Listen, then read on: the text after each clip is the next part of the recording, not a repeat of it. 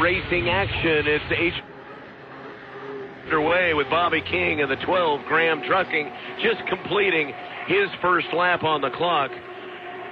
Special thanks to Griggs Ace Hardware, and we also want to welcome in the H1 Unlimited live stream on YouTube. Welcome back to Tri-Cities. 146.845. Lap number 1, U12, Bobby King. 146.845. Lap number 1. King heading up the Horn Rapids RV backstretch.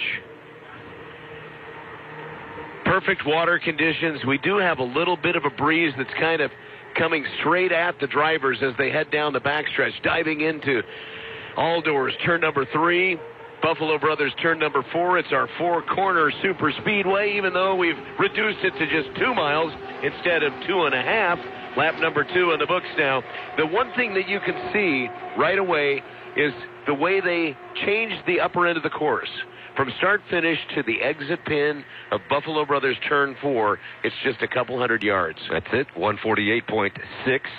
Uptick of 2 miles an hour, pushing 150, U12, Bobby King and the Graham Trucking. So that's, if you're talking about the inverse order on the points watch, on the ladder, so to speak, that's a very respectable speed to be clocking right there, to be out of the chute like that. So good on him. Yeah, he's doing well, and the boat looks smooth. Coming out of turn number 4 onto the front stretch. May have lost a little time there on that turn as he was trying to hug the buoy line. But still, that Graham Trucking boat has more to offer, I think. Bobby King, 147.456. So 148.640, his best effort in this qualification. Guys? Mike, down here in the pit area as Bobby King wants to come back toward the dock after a successful qualification attempt. We have had a change in the rules this past week with regards. Actually, what we got was better definition of the rules with regards to qualifying. And to successfully qualify, a driver has to come out and run 3 consecutive laps, one of which has to be above 130 miles an hour. That might sound like the same thing we've always done, but it had happened in the past that somebody maybe went out and did what Bobby King just did, ran their 3 laps, and then lost their qualifying speed due to an N2 or a fuel flow, and then they went out again, and when they went out the second time, just turned 1 quick lap and came in. That would not be a successful qualification attempt under the rules now. You must have 3 consecutive laps, 1 north of 130. And by the way, something else that our teams are competing for here, we have a new part of the H1 Unlimited qualification session, and that is the RevChem Composites, the official composites manufacturer of H1 Unlimited. They are sponsoring our Fast Lap, a.k.a. the Fast Lap Qualification Award for the circuit this year. And our top qualifier today will receive a $2,500 check. Jim Bakke, do you get any of that money? You can understand from there. No, the crew members, they are not sharing the money with the crew members, but there is $2,500 ready to go when these guys get back. Mr. King, how are you, my friend? Not too bad. How are you doing, Brad? I am doing really good. You glad to be back out here in the Tri? Of course, you were just here about 2 months ago. Oh, absolutely. No, just glad to be back in the Tri-Cities in the U12, the Graham Trucking. You know, we've been creeping up on it all day. Had some good laps there in qualifying. We'll go back to work and see what Tom Anderson can find for the rest of the session. What do you think of this race course? It's it's definitely different coming to Tri-Cities, and even though I've only been here once, it not being a 2.5 mile super speedway, but no, the water out there is still great. It's still a great Columbia River that we all know. Just it's going to get a little bit rougher, a little bit quicker this weekend. And this boat knows how to win here. Oh, absolutely. This boat's got a great history here. The entire Graham Trucking team, they've done well here, and we're going to try to keep that rolling. Go ahead and get something cool to drink. Thanks, bud. We'll be talking later. Will do. There you go, Bobby King, the 2023 H1 Unlimited Rookie of the Year. He got the award at the awards banquet a year ago up at Angel of the Winds Casino up in Arlington, Washington. I was talking to him. I missed who came out. Who just slid out the back door on me? Gunnar O'Farrell, 35. Batano Holmes. Guess that would make sense. He was at the dock, and yes, we're going inverse order of our national high points. Gunnar having none of those points so far in 2024 because this is their first race that they've competed in. So just like that, he's out of the lower corner. He just said, "See you later, AJ." He's headed up to the top end. Go Fast Turn Left Racing, Batano Holmes. The U35 with Gunnar O'Farrell. Into All Doors Incorporated, turn number 3. Apex. And now turn 4. Buffalo Brothers exit pin. Onto the front stretch, and just like that, you're across start finish. Doesn't seem like that. Down the front stretch, flying it. Looks, again, like perfect river conditions for a qualifying session. And now to DQ Grill and Chill, turn 1. Yeah, and he's already through turn 1. AJ got him right in front of you. Yeah, AJ's not at his post currently, so it's all you, Brad. Well, then that means that he's not right in front of AJ, because I have no idea where AJ might be then. But, yeah, halfway up the backstretch. This is interesting here, standing on the dock. If I kind of lean over the water a little bit, not too far, on this lower dock, I can almost see the exit pin up there coming off of corner number 4, but not quite. But I can see most of the race course. And Batano Holmes, the 35 across start finish line, and will get a speed of 139.267, 139.987 lap number 2 now. And again, this is part of the new rule that is in play.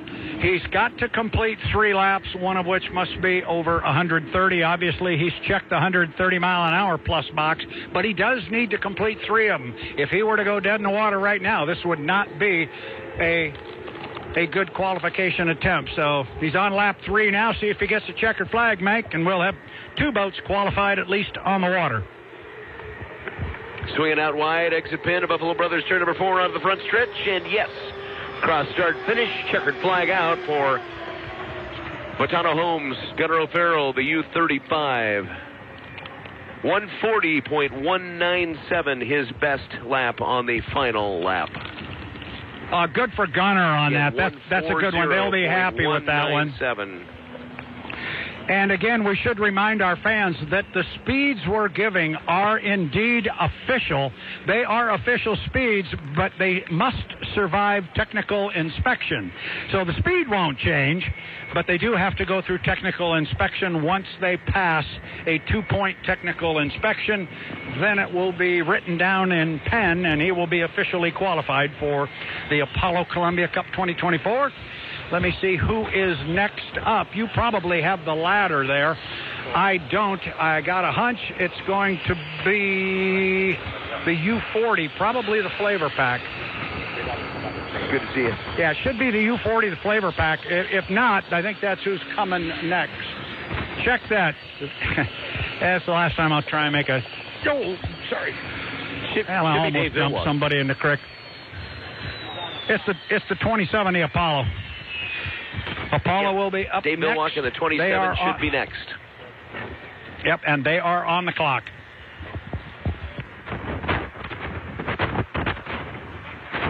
Again, so far, top speed, 12. It's early yet. Only 2 boats have been out. Bobby King, 148.640. Top speed for the 35, Batano Holmes, 140.197. We have our ladder. So I'm going to head down and see if I can get a word with the gun dog, as they call him, Gunnar O'Farrell. He is just now climbing out of the Batano Holmes. And I mentioned that he was on the clock. And what they're talking about there, when a boat comes back to the pit area after qualifying, when he gets basically to the dock or very close to it and clears anybody else that's at the dock, they will start a countdown clock. 5 minutes to get.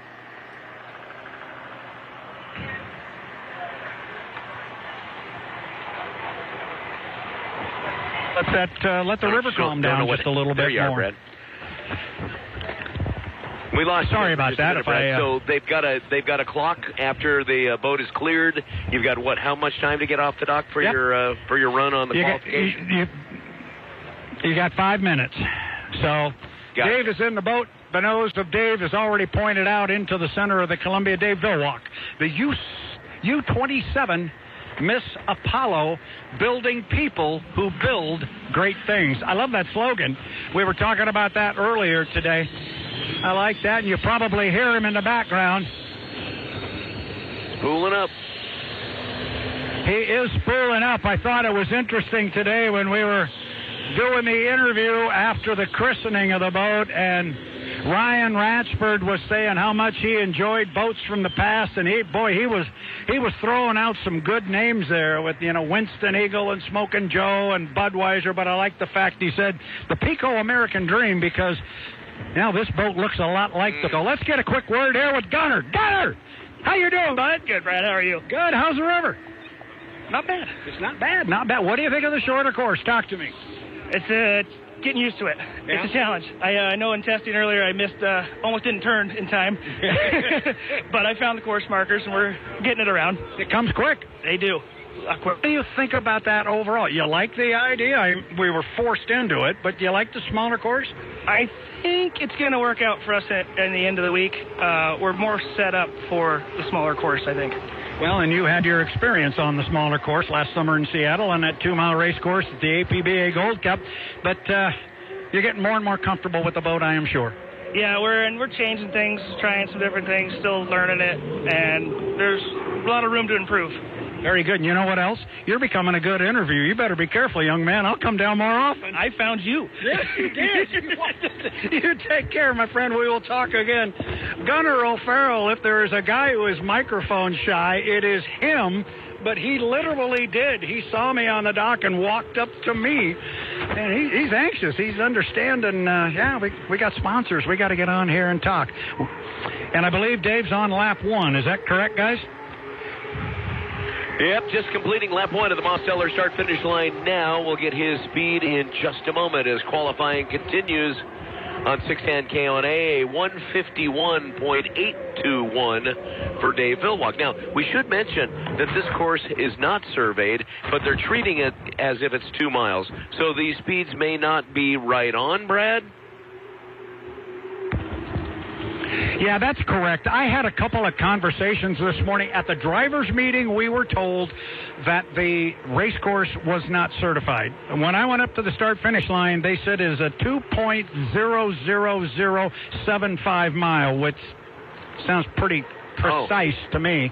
So, but we were told it couldn't be certified until next Wednesday. So I'm not quite sure what it is, but it's darn close to a 2-mile race course. That's how they are treating it. I know on the software that we use to time the boats, they plugged in the 2.0075 number. So here comes Dave through the lower corner. Lap, Dave Villwock, 149.607. Dave, when he gets down here to the bottom end of the course, from what I can see here, and it's pretty crowded on the dock, he's floating the front end. About the time he gets to the entrance pin, and of course, Dave back in the day, and nobody could fly a boat better than Mr. Villwock. But he's up at the top end. Let's see if he can crank another 150. You got him, Michael. Yeah, and I think they're still getting used to that top end turn. It's just so different up there. He was out in lane number 3, coming across start-finish now on lap number 3, and he's backing off the throttle. A 151.921, so able to increase by about 1/10 of a mile an hour over lap number 1. 151.921. There's just something about being down here on the dock and waiting for Super Dave to come back. So many years, so many courses, so many years driving, so many years of domination by the man they call Super Dave Villwock, the winningest driver in the history of the sport of H1 Unlimited hydroplane racing. Coming back to the dock now in a boat that was just christened this morning. Yes, the boat ran down in Guntersville, Alabama, but at the end of the day, that was more of a test session, I think, than anything else.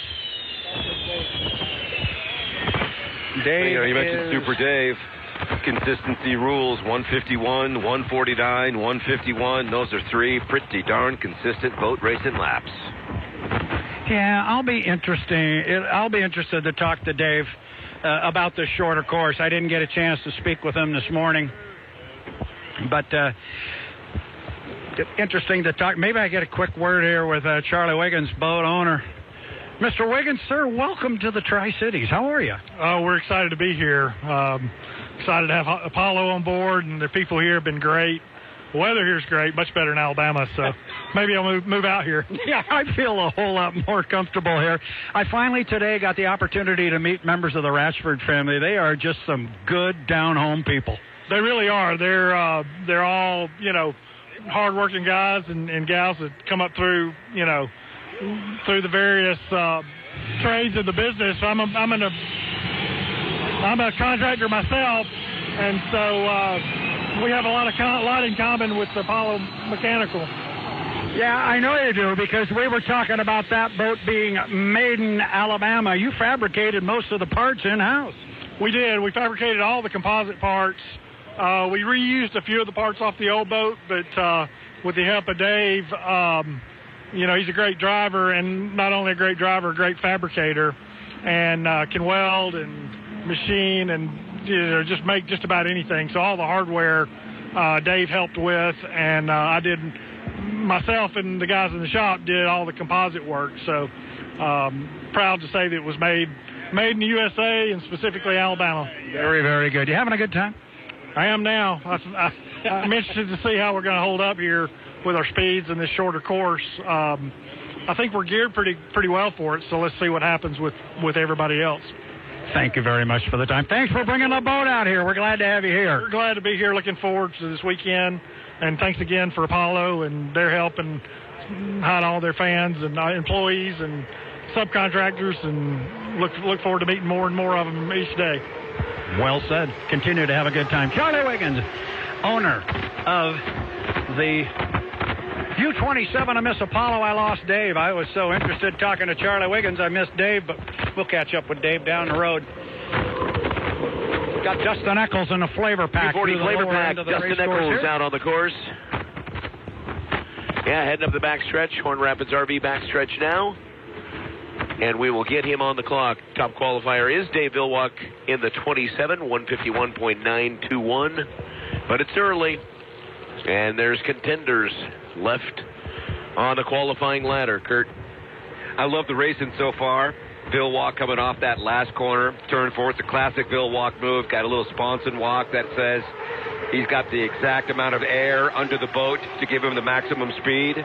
He's Super Dave Osborne, Mr. Consistency, for a reason. Wow. He'll be tough to beat today because there's not a more seasoned driver than Dave Villwock. Eccles is flying that boat down the front stretch. He was trapping some air under the sponsons heading into Tire Factory turn number 2 and up the Horn Rapids RV backstretch. But boy, he was really loose heading into DQ Grill and Chill turn 1. Well, he's at the top of the ladder now, Mike. 152.020 miles an hour is the top speed. Way to go, Dustin.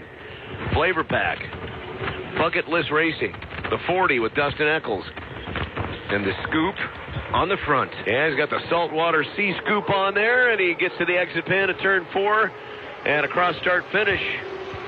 Again, a 152.020 in lap number 1 for Dustin.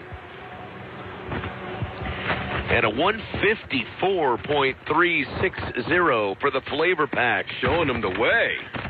DQ Grill and Chill turn 1, Tire Factory turn 2, and up to the back stretch. Horn Rapids RV, Dustin Eccles.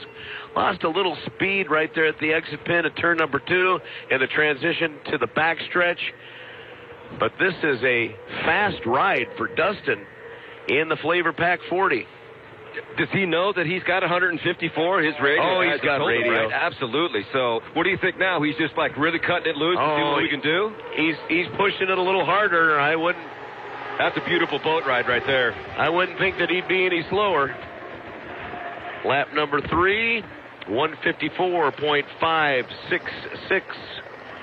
And he did eclipse lap 2. Mr. Villwock, I'll show you your consistency and raise you a couple of miles an hour.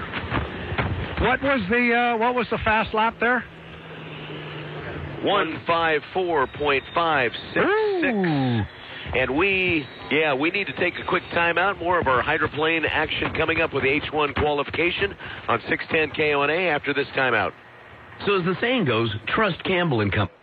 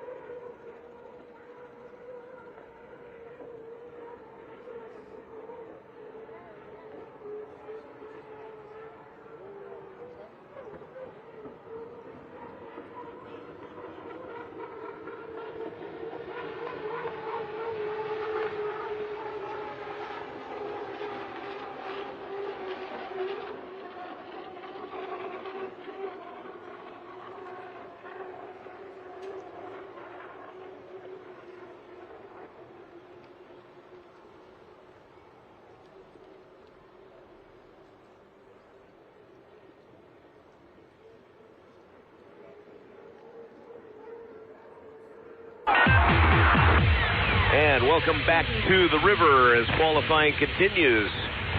And Corey Peabody in the 9, Beacon Plumbing, first lap, 152.219 miles per hour. Coming at the exit pin of turn number 4 for Buffalo Brothers, right on the front stretch, and bam, right to the start-finish line. It's that quick. in our condensed race course from 2.5 to 2 miles because of water conditions and the depth of the water insufficient in turn number 3 for All Doors Incorporated on the Horn Rapids RV backstretch. We've shortened the course. So that 152 thus far, where does that put him on the ladder? Is that second place? Yes, currently second quick at 152.574. And I know AJ's back at Tire Factory turn number 2, and that's where you need to watch the transition from the exit pin to that Horn Rapids RV backstretch. Yeah, Peabody looked really good, quick. I'm curious to see what the time is as he crosses the start-finish line, because he looked pretty good. And 152.2. Second lap, 152.5. And we're just getting now 155.450. So that puts him on the top of the ladder. By a smidge. Woo! Coming through in the clutch. I can hear the whoops. I can hear the whoops upstairs. By 0.8. There you go. They know what that means to get top of the ladder. Doesn't matter by how much, as long as you're on top. Points. Nice job. Coming through in the clutch what he had to on that, huh? Yeah, he looked really solid coming through, especially on that last lap. He had a lot of speed through the corner. Straightaways looked great. The perfect amount of air under that boat, and, man, you can tell he's feeling it today. He's looking good. You know, you can tell the vantage point that guys, the Graham Trucking, and the first 3 boats that came out, the 35, the 12, and the 27 have all cleared tech. So you can write those numbers down in pen. Yeah, the first 3 boats have cleared tech, so put them down in pen. That's it. Those are good speeds. As Corey is finding his way back to the dock here, we'll talk to Corey. He is Corey Peabody. He's our defending Columbia Cup champion.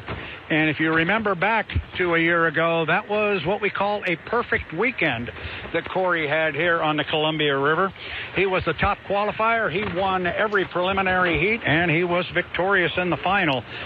This is also the scene of Corey Peabody's first ever win on the H1 Unlimited circuit. So we'll talk to the young man when he gets off here. I think he must like this race course, but we'll find out and let him tell us. I think he likes the river for sure. We'll find out what he thinks of the race course. So looking up the dock, I just left them on the clock, was the U11, the Mercury's Coffee Company, a.k.a. the MissMercury's.com. And they have now pushed the nose or pointed the nose out toward the center of the river. They're on the clock. They will be out momentarily, and it's starting to move now as Jamie Nailson will come away in the newly sponsored Mercury's.com, Miss Mercury's Coffee. The entire Harris family here is over here from where they are headquartered in Bellevue, Washington. They are excited about this boat, this team, and they have been busy down here selling an awful lot of coffee at the race sites. But at this particular venue, they have decided they are not going to sell the coffee, so the family can just enjoy themselves and enjoy watching the U11 Mercury's Coffee, their boat. And I'm telling you what, this is a family affair. They are all here, and I mean, from father to the CEO to the grandson, wives, kids, they're all down here in their Mercury's Coffee wear, and it's a great group of people. So, Corey, what was Corey's fast lap? $1:55. So we'll chat with him as soon as he's available. 155.450. Okay. So that puts him, albeit prior to tech inspection, here he is. He just got done. You don't have to worry about what you look like when you talk to me. You can unzip. And how you doing, my friend? Doing well. How are you? I am doing very, very good. Tell me a little bit about this course. I didn't get a chance to talk to you this morning. What do you think of this? It's different. It's short straightaways, so by the time you're coming off the exit, you're looking for that entrance pin down there. And, right now it's really hiding from the milfoil, Lane 3's got a bunch of milfoil in it, but that's all right. We'll get through it and get through this qualifying session, see where we're at on our fuel, and hopefully we can put some more fuel in and take another run. I was just talking while I was walking down here. You got your first win here on the Columbia River. You are our defending champion right now. I got a hunch you like this body of water. We do like this body of water. I want to see what the speeds I ran right there so we can know if we've got to make a change. But we'll see what we got, and hopefully we can put something together and go win this thing again. I know you're looking for a big weekend here. You didn't have the success you wanted back east, but it's a new day. It's a new weekend. You blast back east is a kick in the nuts. I'm not going to lie. Put a lot of work on my team and put myself in some bad spots, and it wasn't good. But we went home, we regrouped, we came back here, and we're looking pretty good. Put it in the rearview mirror and look forward. Eyes forward. You only see where you're going when your eyes are forward. So, thanks, Brad. Appreciate it. Corey Peabody, our defending Columbia Cup champion here. Like I said, he had the perfect weekend here a year ago. He would love nothing more than to turn the season around with another big weekend here tomorrow and starting later this afternoon. How's our friend Mr. Nilsson doing at the top end? 147.783 on lap number 1. That's not going to get it done to the U11, Mr. Jamie Nielsen. 146.845, lap number 2. That'll get you in the dance, but not cracking many high rungs on the ladder thus far with 2 laps in.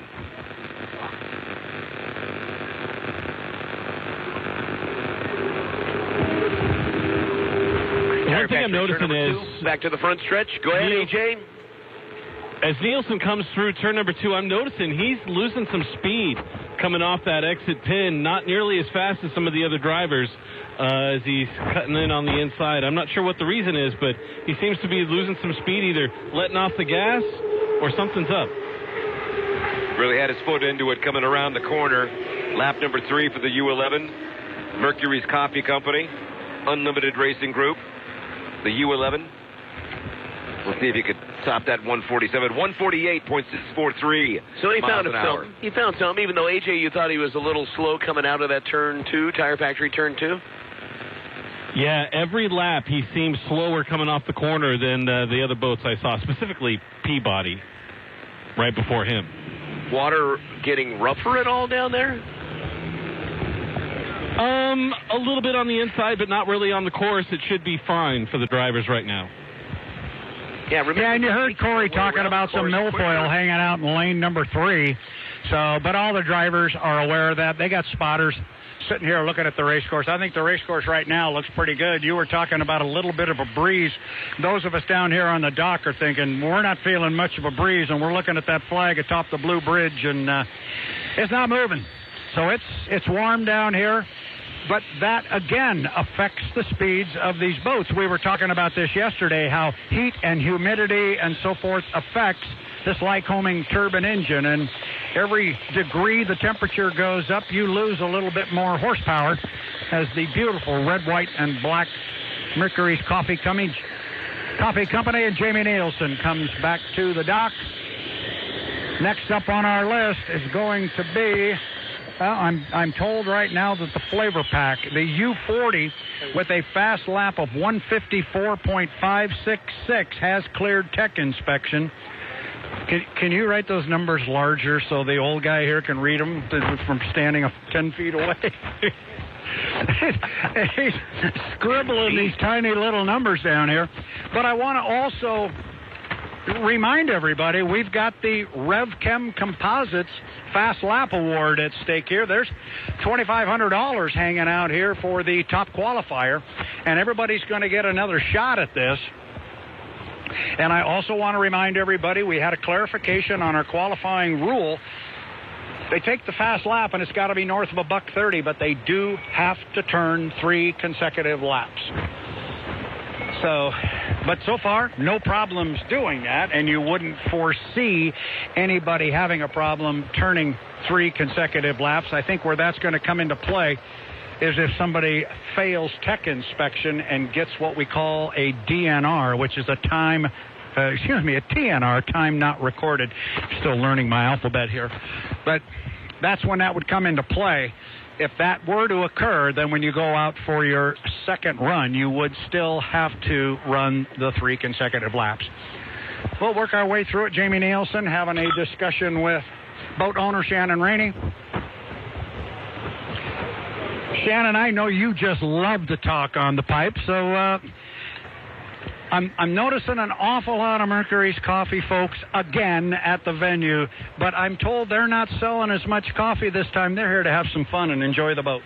They are. They've got like 30 people down here this weekend. Mercury's Coffee area, they're having a ball. They're really enjoying watching, and they're spending a little more time at this race sitting back and enjoying the fruits of their labor. So they're having some fun watching the boat run, and we really appreciate them all being here. I understand yesterday somebody was telling me that little VIP in the cockpit got to fire up the turbine. Is that true? It is. Morgan Harris is the owner of Mercury's Coffee Company out of Bellevue, and his dad is a huge hydroplane fan. So we put him in the cockpit, let him fire the boat up, and it was a dream come true for him. It was really exciting for all of us, too. I also heard it was a little emotional. He was very emotional, and that's the fun part for us, is to get to experience and impact someone's life like that. So it was really fun. Good to see you. That is very, very cool. But now I'm going to upstage you and talk to your driver. Hey, he's the professional. He's more. Anyway, thank you, Shannon. Thank you. Mr. Nelson, welcome. Welcome to the Tri-Cities. Thanks. Love being here. So thanks for having us. I was not down on the dock this morning, so I didn't get to talk to everybody about the course. Let's start there. What do you think of this thing? It's short. That's for sure. But the corners are still the same width. Corners kind of feel the same. It's just you get there a lot faster this year. Yeah, I was talking to Corey. He said first time it really got his attention when he went up the backstretch. He goes, holy cow, that thing comes quick, that entrance buoy. For sure. But, if that's what it takes to get out here, do some racing, put on a great show for the fans, then, we're all for it and look forward to putting the U11 Miss Mercury's out front. Happy with the run so far? Yeah, I think so. So I think we got a good starting point, and, we're going to keep trying to get faster and make this Miss Mercury's, see if we can break 150 before the day's over. You drivers are all the same. You always want to go faster. For sure. It's kind of the name of the game, right? Oh, yeah. But the boat's handling great. Scott and Shannon gave me a great piece of equipment. It's awesome having Mercury's Coffee on board, and just a real pleasure to drive this thing. I will let you get out of the way of the boat that's coming over our head, but we'll talk to you later on, my friend. Thank you. All right, thanks a lot. Jamie Nielsen. Meanwhile, J. Michael Kelly, Beacon Electric U1, strong racing out on the course, getting a hot lap, heading up the Horn Rapids RV backstretch into All Doors Incorporated, turn number 3. Happy to have Derwin Dosher on the barge with us right now from All Doors into Buffalo Brothers turn number 4, exit pin onto the front stretch, across the Mosteller start-finish line, lap number 1, and a good, strong run for strong racing, J. Michael Kelly. Got a 151.123. It looked like he got just a touch loose coming the exit pin out of turn 4. I saw a little slide out to the outside on the boat. He may have lost a little bit of speed in about, what would you say, that's 200 yards maybe between the exit of turn 4 and the start-finish line? It's not much. If it's more than 200 yards, it's not much more than 200 yards. And AJ, what about that Tire Factory turn 2? Did he slough off speed or make it pretty good with boat speed? I think he looked pretty good to me. It was really, really riding that skid fin as he came across. I didn't see a lot of contact with the boat all the way around the corner. He looked pretty clean. At the exit pin, turn 4 for Buffalo Brothers onto the front stretch, and will catch his second lap as he popped out of the water a little bit, using that canard to come back. Oh, he was right nigh out of the water for a second. 151. As he head to DQ Grill and Chill, turn number 1, 151.869. We were talking about this yesterday, that's what Mike can do. He loves to fly this boat. And this boat, back over the years, has been known as a boat that will just pick up off the water. Jean Thioret, when he was driving for Eric Elstrom back in 2015 and so forth, he used to do the same thing with this boat. Just pick up that outside sponson and just hang it there, and your heart would be right in your throat. But, of course, that's the perfect boat ride, because anytime you touch the water, that's friction. That's slowing you down. If you can lift it just an inch or two off the water and hang it there, well, you can go faster, but it tends to scare some of us a lot as Mike pulls his foot. What do you got for lap 3, Mike? He would be very, very happy with that. Yeah, even. You don't get even money that often. 154.000 miles an hour. I got a little piece of trivia here for you on our friend Mr. Kelly. Do you know he has never been the top qualifier at an H1 Unlimited event? And it's something, honestly, that he would like to have. He would like one time Yes. Brad, need to step away for a quick timeout before we get our next boat out on the water. We still have the 91 Goodman Real Estate Andrew Tate on the way for qualifying next on 610 KONA and 610KONA.com.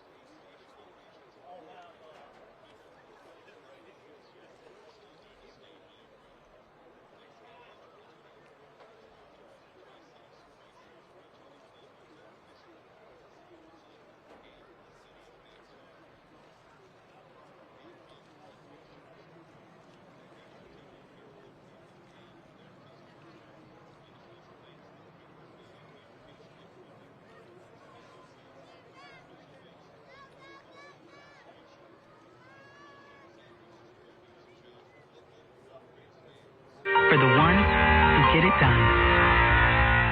If you own a small to medium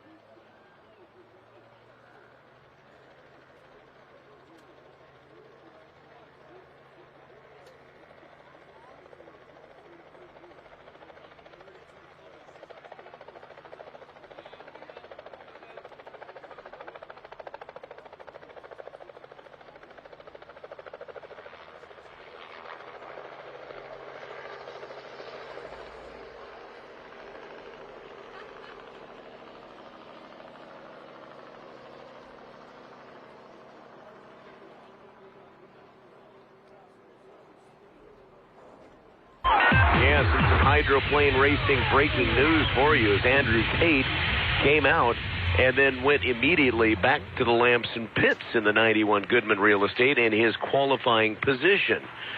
So, A.J. Brewster, Tire Factory turn number 2, what did you see? I saw as he came down the front stretch and he started to hit it, he was walking. Basically, one side of the sponsor would hit, the other side would hit. One side would hit, the other side would hit. It just kept doing that all the way down the front stretch, and then he just let off because he didn't like the setup. That's my guess. So straight back to the pits. And let's see if we can check in with Brad Luce now for the latest information on why Andrew went back and what that means to the qualifying session for him. Well, we're going to see how well I understand the competition directive that came out this past week. But we've been talking about the fact that you have to run 3 consecutive laps. The other thing that Andrew did, I saw him pull his foot, too, coming down the front straightaway, but he also hung a left and went inside the entrance pin to turn 1 down here. Now, you have to run 3 consecutive laps with one over 130, but you cannot run 4 laps to get those 3 done. And I'm looking now at the fact that he did indeed go into the safety zone. So what that means is, and the question here in the dock was, well, why didn't he come right back out? Basically for 2 reasons. Why didn't he come right back out and just continue around, run a couple hot laps, and maybe sit atop the ladder? You've got to run 3 consecutive successful. Maybe we should throw that lap in there, but he was DSQ'd on the first lap because he went inside that buoy. But because you can only run 3 laps, there's no way he could run 3 good ones. So, Brad, he had to go back anyway, so hang it up. Yeah, we found out some news here from Nick and the H1 crew that he had a steering wheel issue, and it popped off. And that may be why he went inside of the buoy, right? And then was able to get it back on enough to get back to the pits, and they have to kind of reload and go out for qualifying again. That's a scary situation right there. That is a very scary situation, and I'm glad Mr. Kish was there with the information, and that explains a whole lot. That too. Let's go back to the J. Michael Kelly not having a top qualifying position. 2021 Madison. He was awarded the fast lap because there was no qualifying, but he had the fastest lap in testing. That is correct. But in a legitimate qualifying session, he has never been the top qualifier.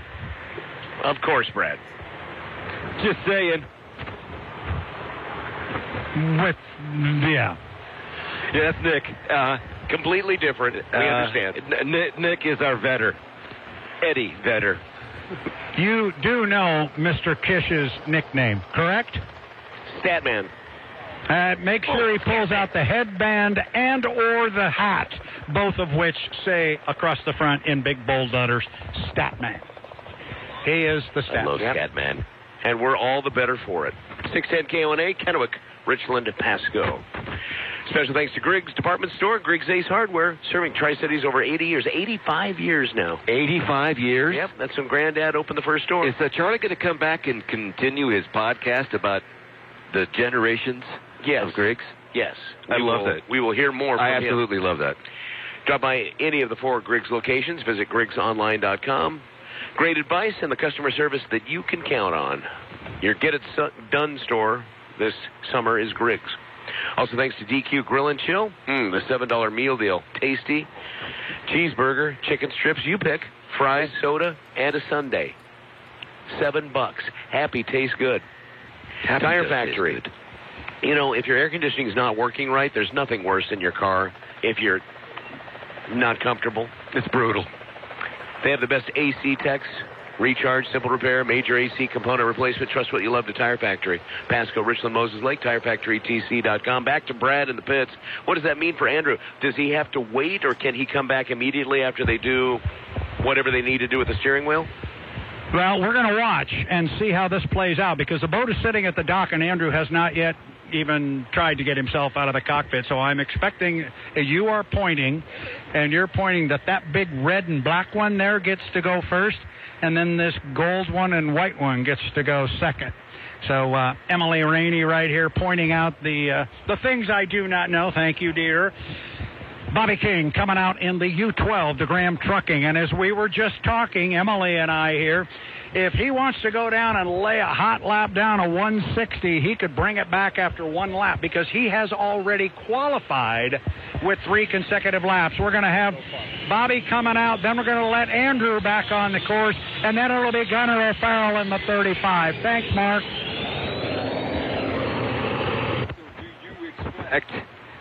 So, do you expect them to kind of lay it all out? You know, they've got on the ladder. Now it's just a matter of seeing if we can turn a lap or two where we can see what this beauty can do.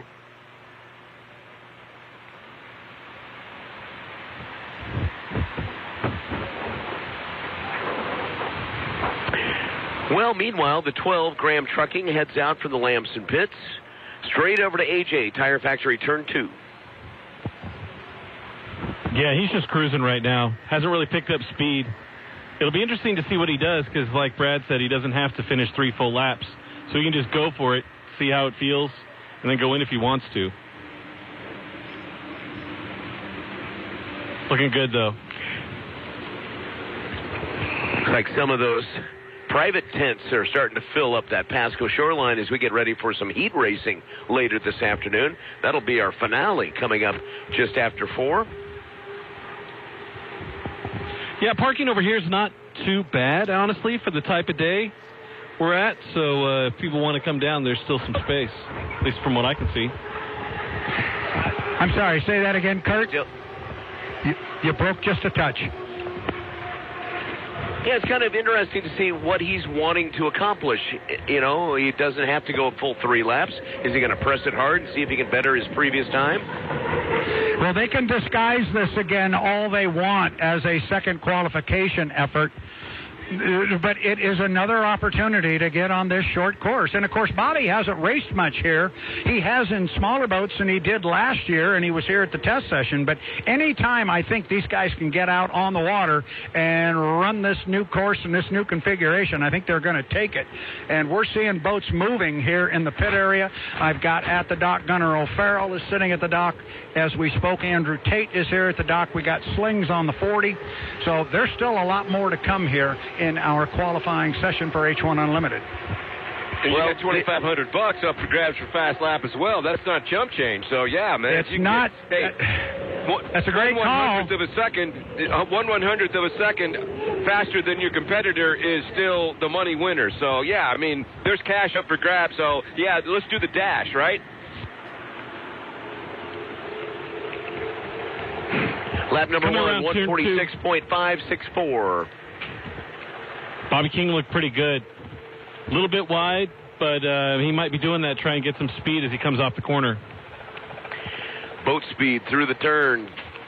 And you can see he's lane number 2 at the exit pit of turn number 4 for Buffalo Brothers, the greatest hydro fans on the circuit.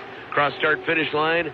And it doesn't really look like he's pushing that hard at all to try to eclipse his previous speed. That being said, he just did 149.123.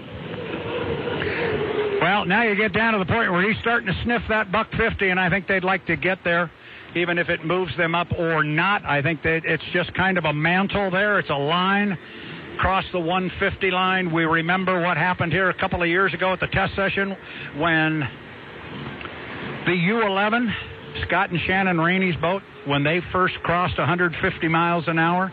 Then they did a 154, and at the test session this year, they did a 158. It's a big thing to the team, and it does a lot for the morale. So let's see what he does here on lap 3. He was on it through the top end of the course. Graham Trucking, 149.800. Just shy of 150. But not quite. Man, that's close. Yeah, if he was just inside on those laps, the 150. He would have definitely hit 150 if he was inside lane 1. He was kind of wide on all those laps, at least on this side. How was he in the corners coming into where you are, AJ? Not super tight. Solid, but not super tight. He doesn't look like he was trying to cut for time too much right on that edge of the buoys. He was staying about lane 2. So I think he's still got more on that boat. We're really going to find out a lot of answers to our questions come the Unlimited Heats 1A and 1B. It's going to be a fabulous afternoon. We still got plenty of great water follies activities to come, kids. Now let's take a look at that schedule while you mention it, Kurt. Coming up, we've got more racing on the way today. At 3 p.m., Grand Prix racing with another heat. Thanks to Local 598, Plumbers and Steam Fitters, Signatory Contractors. Vintage Boats back out at 3:15. At 3:45, 2.5 liters will be racing thanks to IBEW, Local 112. Then at 4, the E350s hit the river thanks to Par Lumber. More vintage action at 4:15, and then at 4:30, Par Lumber H1 Unlimited Hydroplane Heat 1A, followed by 1B from Par Lumber at 5 p.m.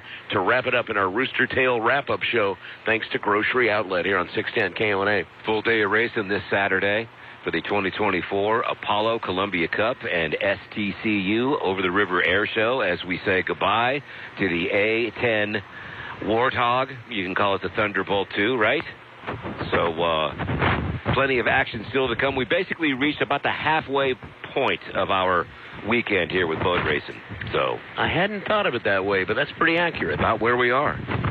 Time flies when you're having fun. Noticing a little bit of a breeze coming at us from AJ's side of the river. And a little bit of a wind shift. Everybody's cleared tech inspection. Nobody has violated, so that's always good. Almost year in and year out, there's somebody with a violation here and there. But so far, everybody's slate has been clean. Yeah, and Brad, you've been around to the Madison and Guntersville events, and there was pretty clean racing and pretty clean qualifying both events. It was good racing, and yeah, somebody might look at it from afar and go, wow, nobody can beat Andrew Tate. Hey, Andrew Tate didn't win all the heats, and if he got pushed to the outside or if he was a tick late at the start, there's an awful lot of speed here in this pit area. Look at the speeds you've got on the ladder right now. There's just not a whole lot of difference between them. So the competition's very good. Andrew can be beaten, believe me. I think if this boat that's right in front of AJ now, I think if it has an advantage over the field, it might be in top-end speed, straightaway speed. That's not going to do him a whole lot of good here on this short course. We were talking about it this morning. This course is going to reward acceleration. So you're going to put, maybe a smaller wheel on it and lesser gears in it and accelerate quick as opposed to a lot of top-end. But the racing was clean there.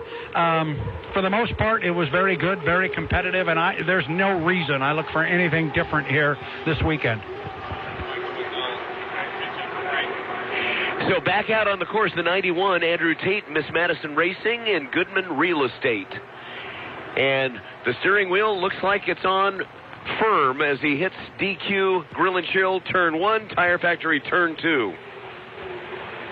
Tate looks great in the Goodman Real Estate. I'm telling you, he looks really good coming around that corner. He's one of the most solid drivers that you'll see this year.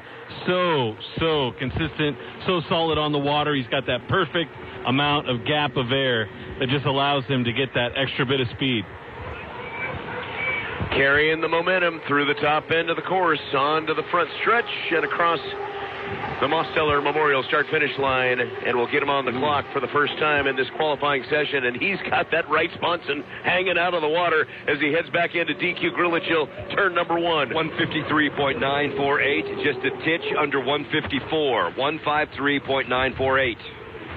And guys, this is really interesting, and this is part of this new rule that has come into play because he got the DSQ the last time out. He has to do 3 laps, but more than that, he has to be legal. So he can't risk an N2 violation here or a fuel flow violation, or he would get a second time not recorded, and he would not get any qualifying points. And trust me, your national high points leader wants points. So at this point, he's got 153.948. The rest of the time, he just needs to stay clean and not necessarily chasing. Lap number 2, 154.360. So, yeah, just stay within the legal parameters. It's like if you use a challenge in, whatever sport, you better be right because you're going to lose it if you don't. That's exactly what it is. And so he's backstretch. He's got one. So it does make a different approach to this whole thing, and I got a hunch that's why you're seeing speeds maybe not quite so fast. I didn't catch that second one, but it was a 1:54.3. So, okay. We'll see what he does here. Our top is 1:55, correct? Yeah, correct. Miss Madison Racing gave him the boat, and he's got a top qualification speed of 156.185. There you go. 156. There you go. 5. We saw the fist go up down here from the crew. Now, it's absolutely critical that this is legal. It's absolutely critical that it's legal. 156.185. Yeah, 185. You got to work on your penmanship, dude. You got to help me. Wow. Can't read his numbers. Oh, my goodness. So just in case anybody was wondering if the Madison boys, City of Madison owns this particular boat, the U-91, the Goodman Real Estate. And, you know, we should go back to this because we talked about it yesterday and this boat and all that. Andrew Tate drove the U-91 Goodman Real Estate here a year ago, but it was not this boat. No. If you will remember, we had a different boat here as well as the U-91. We had a second boat here from Madison Racing Stables out of Madison, Indiana, and that was the U-1, the Miss Home Street with Dylan Runny. That boat is here. The U-1 Miss Home Street is here, but that's the boat that I'm 20 yards from right now that Andrew Tate has just driven. So the boat looks absolutely identical, but it is the newer of the two hulls out of the Miss Madison Racing Stable. Andrew is back, sitting atop the ladder at 156. Again, boat's got to go through check. That's a big deal now. It's a big deal. And you still got the likes of Corey Peabody, J. Michael Kelly. They're still to come with a second run. Dave Vilwalk. Keep an eye on this guy. Dave Vilwalk's boat is hanging about 4 or 5 feet off the water. Yeah, still 28 minutes remaining in this qualification period.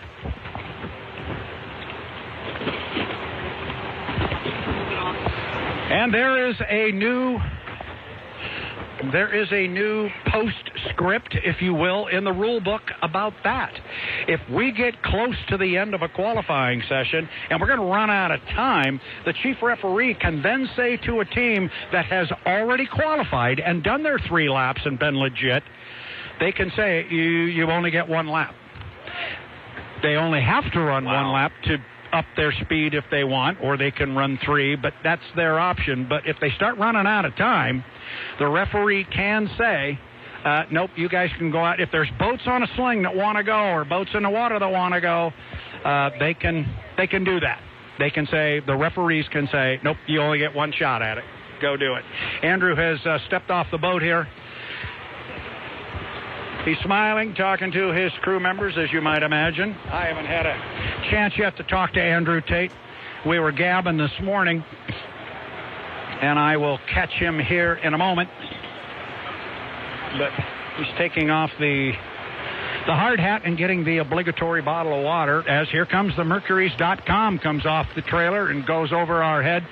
So a lot going on here on the dock, and I think a lot of this is happening as a result of this new race course. I think it's driving everything. I think these teams want to get on the water every opportunity they have. Speaking of which, U35, Boitano Homes, Gutters by Keith presents Boitano Homes, the U35. This boat is running the past as a U21, but they announced a new number on the boat for this week and next week in Seattle. The boat is running with the number U35. If you pull up Boitano Homes on the website, you'll find out they went in business in 1989, and some quick math there, they've been in business now for 35 years, thus the number changed to the U35.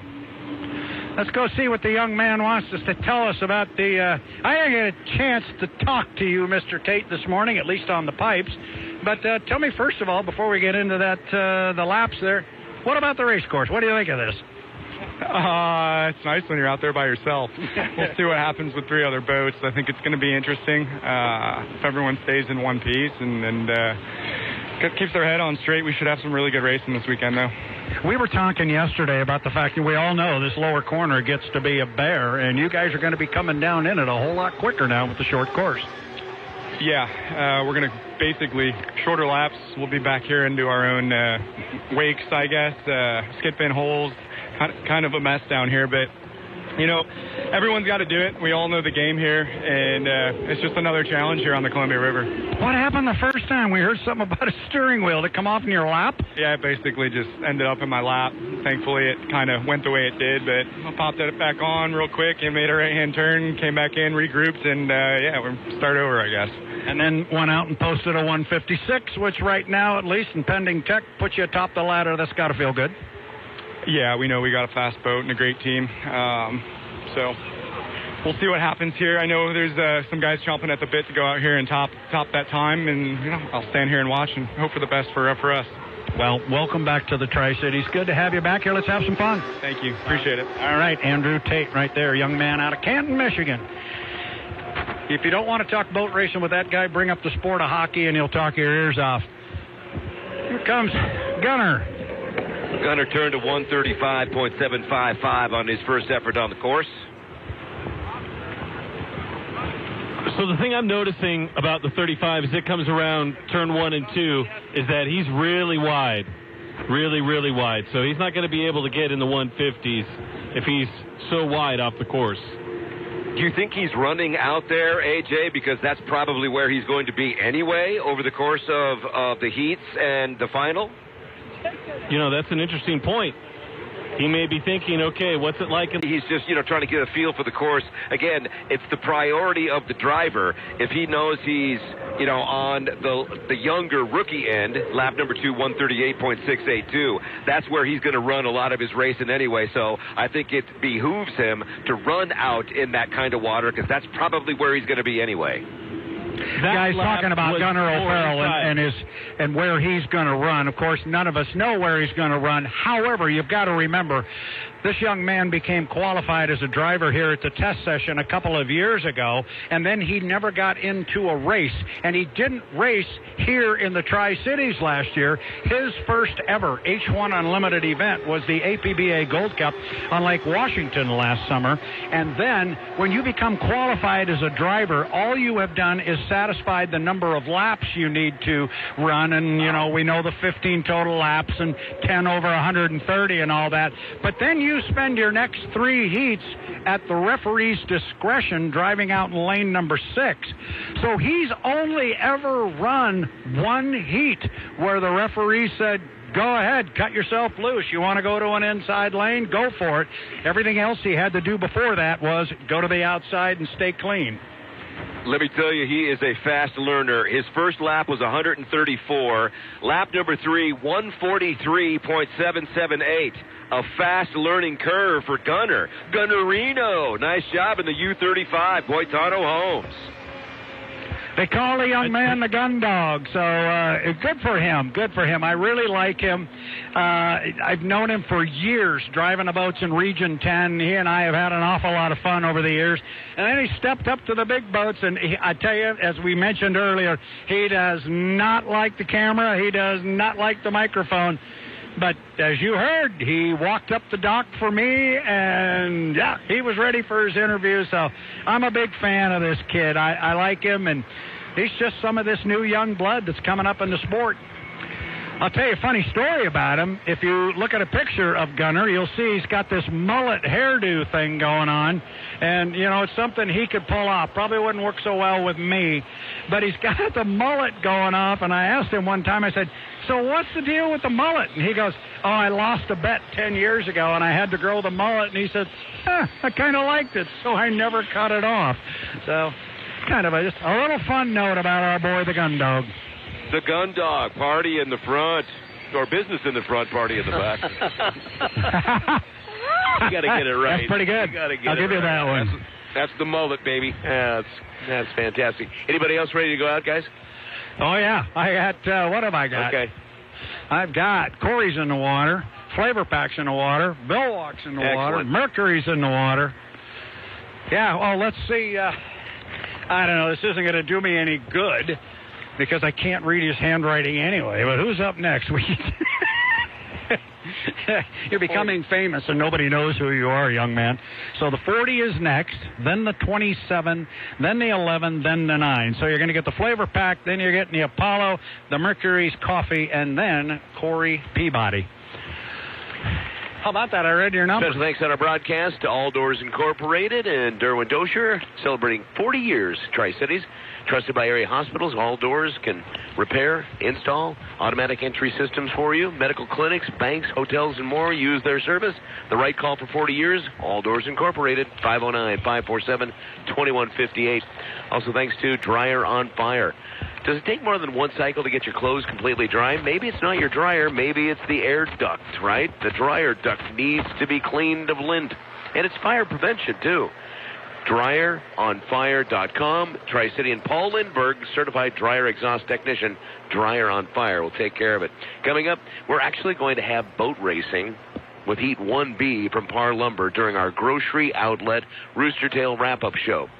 Rooster Tail Wrap-Up from Grocery Outlet. Name brands, low prices, no club membership needed. Let the bargain hunt begin. Grocery Outlet Bargain Market. Tri-City's own Paradise Bottled Water, perfect thirst quencher for the hot summer heat. Every sip a journey to paradise. Look for them online. Also, weather forecast from Anderson and Zentz Dental. A little bit of a breeze has been picking up. I don't think we're going to make it to our daytime high predicted. It doesn't feel like it's going to get to that 90, 90, 91? They said 90, yeah. So what do you think? Where is it right now? 84. I just can't see it getting that much warmer, but, you know, it's perfect conditions, especially since we have the U40 now back on the race course. I love the fact that there's $2,500 up for grabs for the fastest lap. And the points. And the points. And the points. Cash and points. That's a good thing for Saturday. Yeah, wind southwest right now at 7 miles per hour. Humidity, 22%. Mr. Eccles is taking a very wide curve to start his run. So what do you think as he comes down toward turn one? Is he going to try to cut the corner, or what's the... Looks like he's outside. Weather update from Anderson and Zentz Dental, KennewickSmiles.com. Back to you. Turn one. DQ Grill and Chill, Tire Factory, turn two, AJ. Looks pretty tight. He definitely came in. You said he was outside as he came down the front stretch. He cut in. He's looking for a good time. That looks really good. That is a smooth boat ride he's got going. That's a beautiful ride out there. Right. Had a top lap of 154.586 earlier, but now we have a new qualification leader. That's Andrew Tate in the 91, 156.185. Will the flavor pack have the flavor to challenge? Cross start finish now. And we'll get him on the clock thanks to the H1 scoring system. Glad to be with you on the H1 feed, 148.684. He's got some room. And there's some room to make up. And I think what we were discussing earlier is coming to fruition, the fact that the shorter race course bunched up times. There's really not going to be a big discrepancy between the top of the ladder and maybe one of the lowest qualifiers. Let's just say the amount of miles an hour in between the top and the bottom will be different and less than on a course like this compared to the 2.5-mile super speedway. In All Doors, turn number 3.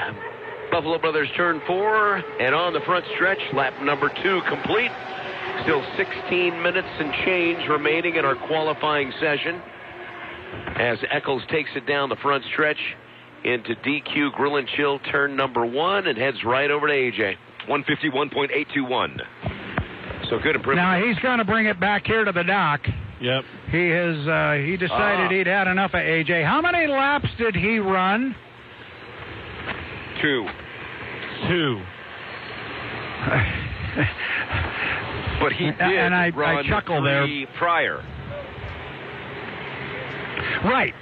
I get all Maybe that. He ran 3 prior, but, yeah. Yeah, there's another little piece to this qualifying puzzle that reads something to the effect that if we start running out of time, and which we're doing right now, and we've got boats at the dock that still want to come out that have qualified, meaning they've run their 3 laps and cleared tech, the referee has the discretion to say, you only get 1 lap, guys, to try and run better. We'll see if that comes into play. I've still got 3 boats here at the dock. Corey's been waiting. Vilwalk's waiting. Jamie Nielsen is waiting. And there is a sling sitting, and they are slinging up the 1.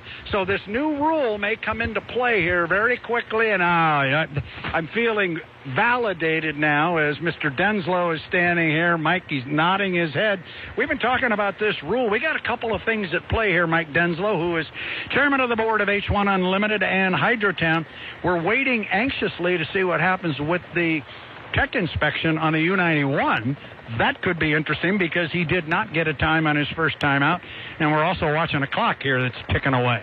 I know. I was just looking at about 15, 16 minutes left, and if the 91 doesn't get their 3 laps in, they won't have any qualifying points. Right. They've still done speeds over 130, so they'll be in the field, but, no points at all. Yeah, and they are our national high points leader. You want points. Yeah, I didn't hear. What was the issue that they were having? I've been down at the patrol boat dock, and I didn't hear. He came in twice short. Yeah, he came in. I don't think it was that big a deal, but he said coming down the front straight on his first lap, the steering wheel suddenly was laying in his lap. Oh, that's a problem, I think. I think that's a problem. Boat, car, you name it. That doesn't sound good. I don't care if it's a carnival ride. I don't want a steering wheel in my lap. But what was interesting was he shut it off coming down, and then he went inside the entrance buoy to the corner, so he's DSQ'd. So there's your first time. It's gone. Yep. And he's not guaranteed a third time. No, he's not guaranteed a third time at all. So here comes Dave Vilwalk in the U27, Miss Apollo. So it seemed like when we spent a week and a half just trying to figure out what we were going to do to clarify our qualifying rule, we didn't know we were going to come bumping up against it here the first time out, but it's coming into play here a little bit.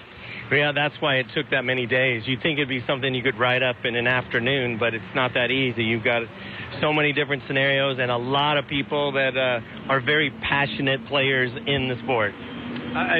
Yes, we'll just leave it at that. Yes, there's a lot. So, what is the quick lap so far, guys, for the 27 and our friends at Apollo and Dave Vilwalk? Thank you, Mike Denslow. 151.921, and Andrew Tate has cleared inspection on his 3-lap qualification run and still leads qualification at 156.185. Brad, we've got a 151.921 for Dave Vilwalk in the Apollo Wiggins Racing 27, and Andrew Tate has cleared inspection on his 3-lap qualification run with a top speed and top qualifying speed so far of 156.185. I think Super Dave is there's something going.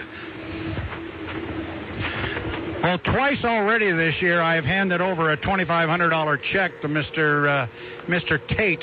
And unless somebody decides to run real hot here, apparently we're going to give him another one. Remember, we have the RevChem Composites Fast Lap Award. RevChem Composites is the official composite supplier to H1 Unlimited. And we appreciate them and their participation in our sport. And I think they're going to be on a first-name basis with Andrew Tate unless somebody wants to step up and knock it down. And trust me, there's a couple of boats still sitting here that may have that opportunity. Yeah, I think Goodman Real Estate ought to just put the routing number for the bank account on the side of the boat. Nice. For direct deposit. Nice. Direct deposit. Well, I look all the way down the dock, and there's a couple of boats down there that say Strong Racing on the side. Don't count them out. So the what do you got Racing, for Super Dave? Apollo boat. Super Dave, 149.414 on the first lap. I don't know if it's the driver. How good is this boat? I think he's getting the most out of it that he possibly can. Maybe the ride just isn't what it needs to be. We'll check the second lap as he clocks in, trying to come up the ladder. Ooh. And again, 150.580. Awful loose down the front stretch into DQ Grill and Chill, turn number 1, headed over to turn 2 for Tire Factory. Yeah, he had a lot of air as he just started to enter turn 1. looking pretty good, pretty solid through the corner. I don't know how great of a lap this is going to be, especially with the extra air he took on the front stretch. But he doesn't look bad. He's Dave Villwock. He's going to give that boat ride. He's going to get out of it the most it has in it. That's why I'm thinking maybe the ride needs a little bit of a different setup, because he's consistent right around the 150 marker as he can. You know, it could just be race setup and not trying to go for top qualifying. If you know you can't get there, why bother? Get ready for your race setup, because you've got heat racing coming up in, a couple hours. You know what that is, Mike? That is a veteran move. So I think that is a very spot-on point. Improvement to 152.322. I do not believe that moves him high up the ladder. He'll remain in 5th place on the ladder at a 152. Yeah, but they're going to take that number, guys, because that's an improved time, and they are going to take that one. And remember, guys, this is a brand-new race boat. They ran the boat in Guntersville, and, you can make all the funny jokes you want about it, but they were in Guntersville just to see if the boat would float, and they checked that box, and they did not go to Madison, Indiana. They wanted to make sure the boat was ready to go here come Columbia Cup, obviously because of the local sponsorship, but this boat basically is still brand spanking new, and you heard in the background, you heard the officials say, "Let's go, light it up." That was for the U11 Mercury's Coffee Company, Jamie Nielsen, away from the dock. They're trying to get these boats in and get these qualifying runs done. Dave's just coming to the back, and I still got the two strong racing entries sitting down at the end of the dock, and believe me, they want to come out. What was that big puff of smoke we just saw? I haven't had a chance. That was the... I'm just looking around. It's gone now. That would have been the Mercury's Coffee Company coming away from the dock. Haven't had an opportunity yet to talk to Mr. Villwock, but we will take that opportunity as soon as he climbs out of the boat. He's about 4 feet away from the dock right now and just drifting very slowly. Jamie Nielsen, meanwhile, Michael, you go ahead and watch him. I will come in when I've got Mr. Villwock. Yeah, Mercury's Coffee, the 11 Unlimited Racing Group. Jamie Nielsen out on the course. Earlier, the 11 top speed, 148.643 miles per hour. We'll see if he can better that, or again, maybe they're just heading to the race setup to see how the boat will perform and be ready for the heat racing from Par Lumber at 4:30 and then again at 5 p.m. Special thanks on our broadcast to Golf Universe, Edison across from Kamiaganai, GolfUniverseTC.com with the Sam Putting Lab. Everything in the world of golf is right there. Golf Universe. Canyon Lakes Golf Course, new membership packages coming out soon. For non-members, look for more open play. The highest rated course in the Tri-Cities. Why play the rest when you can play the best? Canyon Lakes. Also, North Star Hot Sea. Hot Sea pressure washer, get it today. Put it to work for a year and take a year to pay. No cash up front after 12 months. Purchase it for the cash price or start a payment program. More information, North Star Hot Sea, 1210 North Oregon Avenue, Pasco, NorthstarHotSea.com. Tow rope, thanks to Lucky Leaf on 610 KONA. Also, we follow the points thanks to Coleman Oil. Their tradition began in 1953 in Craigmont, Idaho, as a fuel and oil distributor with Chevron. Now they run from North Idaho to Southeast Washington, Northeast Oregon. Coleman team is ready to help you. ColemanOil.com, including the CFN card lock for secure fueling. So back down into DQ Grill and Chill, turn number 1. Still the foot in it after a 148.594 in lap number 1 for Jamie Nielsen and the 11 Mercury's Coffee Company.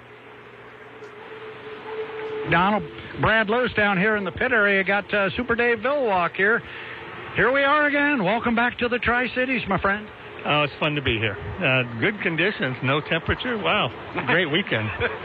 And you obviously, as I said before to you on this, you have had some of your best racing days on this river. And you also had some really, really tough ones. What do you think of when you hit a Columbia River in this race course? Well, it's something that we all look forward to, and now even more so with the Apollo company and all of that family and all the people that work here for that company. It makes it an extra special race for us. Tell me about this new piece you got. Where are you? Is it coming along? Yeah, we're doing good. We're still trying to crank it up just a little bit, but overall it's running really good. We just got to, keep adjusting it a little bit, and we'll get faster and faster as the weekend goes. I keep talking to the drivers about the race course, and they go, man, that entrance pin to turn 2 comes real quick. Yeah, it does. Not a long wait, that's for sure. Well, it's good to have you here. It's great to have the boat here and this new sponsor. They're great people. Good to have you back. Thanks. I appreciate it very much. Dave Vilwalk, go get out of the hot stuff and get a bottle of water. Dave Vilwalk, driver of the U-27, the Miss Apollo. And you heard him talk about just stepping it up a little bit. You take a little step at a time and get faster and faster.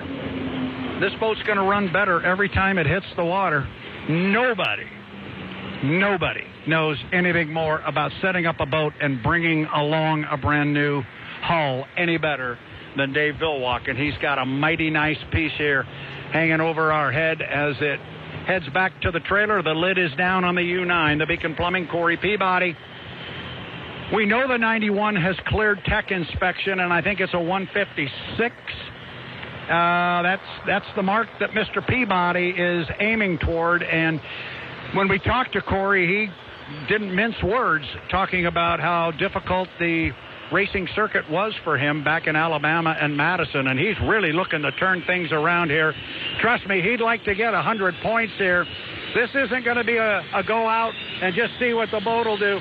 I think he is going to go out and really give it a run. Mike Denslow, what do you think? Well, this is why we put in the ability to do one hot lap. I haven't talked to them or the crew, but I'm thinking they're going to go do one. We'll see what they do, but it would make the most sense to just lay down the fastest lap you can and then let your teammate go out and do it the same, and then we're done with qualifying. And we'll see where the chips lie. Watch him up at the top end, Michael.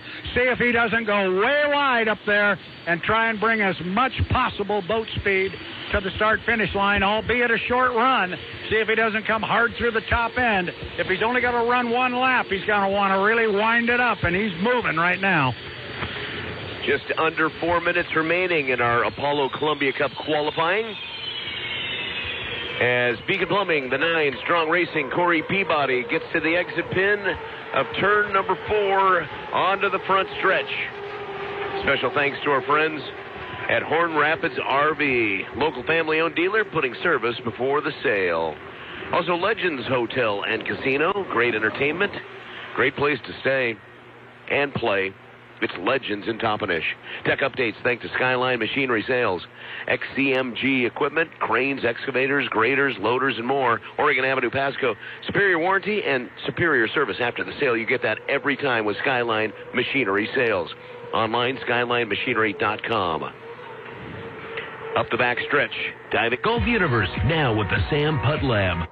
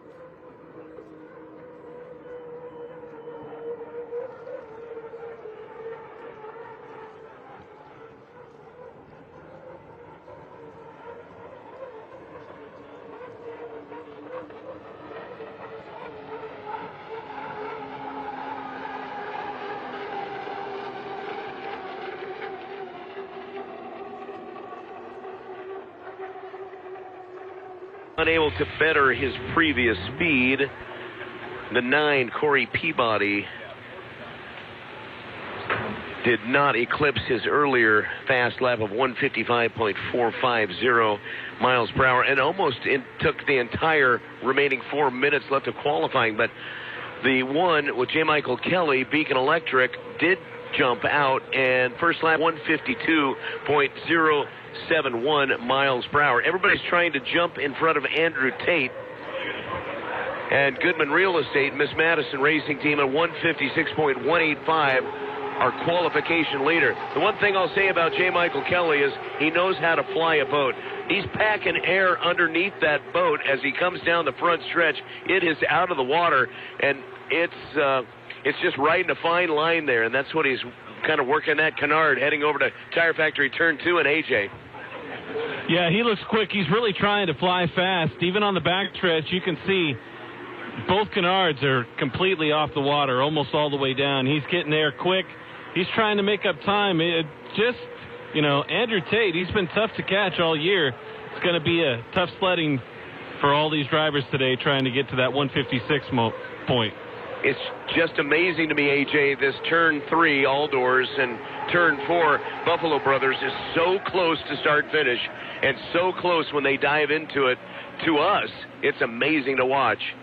And let's see, a 153.233 in lap number 3. So he did not better his time of 154 even earlier. So both of the strong racing boats came back out, but neither able to better their speed from earlier in the qualification. And that's going to wrap up our qualifying period here on 610 KONA and on the Columbia River for the Apollo Columbia Cup. We'll take a timeout. More of our coverage coming up next.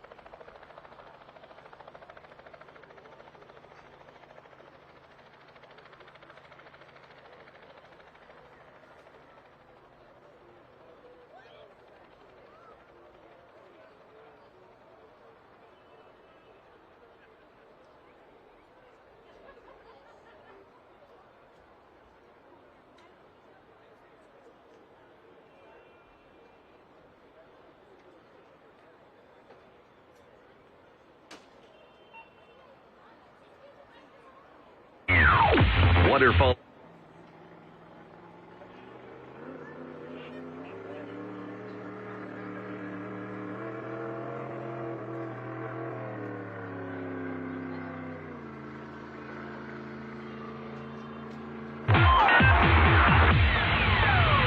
Coverage of the GPs on 610 KONA, thanks to Golf Universe and Canyon Lakes Golf Course. And they're sponsored during this Waterfallies weekend by Local 598 Plumbers and Steam Fitters as we are ready for GP racing action.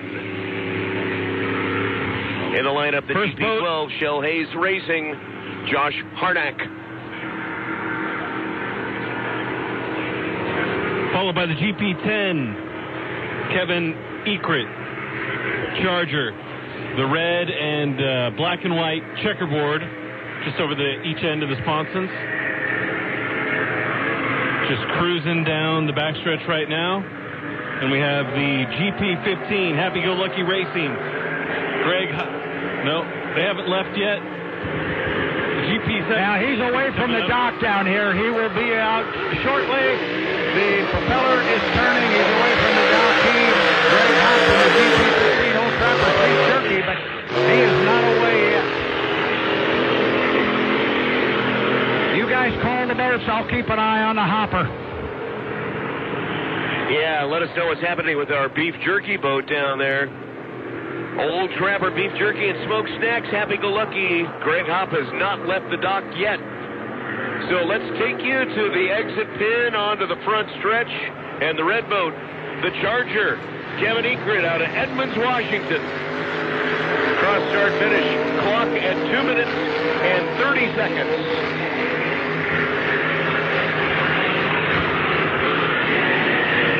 Miss Renee, the GP17 onto the front stretch. Beautiful boat. White sponson tips, and then you've got the orange and blue towards the back of the boat. The Miss Renee with Austin Ekrit. So far, the racing has been very competitive with this level of the boat. I expect this to be another one of those humdinger type of things. Nobody's going to have control until the final lap. I look for this to be a really, really good race. But the issue right now, and Brad's down in the pits with our Skyline Machinery Sales Tech update, Hopp hasn't left the dock. No, he's actually away from the dock, but it's like he's running on the primer. You can actually see the propeller turning, but I can spin my clock faster than it's going right now. It's just barely going around, and he's probably, 100 yards off the dock, but he's drifting downstream, and there hasn't been any life other than some very small motion out of the back of the boat and the propeller. He's not going to we can see the boat now, Brad. There's no power. Clock at 1:17. And down the front stretch, the 17 with Austin Ekrit, followed by Kevin Ekrit in the 10. And still at the top end of the course now onto the front stretch is going to be Josh Harnack in the 12. 1 minute. All the boats staging down to the bottom end of the course. I see nobody camping thus far, top end. Camping World. And they're backing off the throttle for their time to start with 42 seconds and counting. They're going to hit it pretty soon as they get to that front stretch. Remember the last heat, they were way off on the marks, and it looks like even if they put their foot into it now, they've got 30 seconds. I don't see them making it all the way around to hit the start-finish. It'll be clean. It just won't be tight.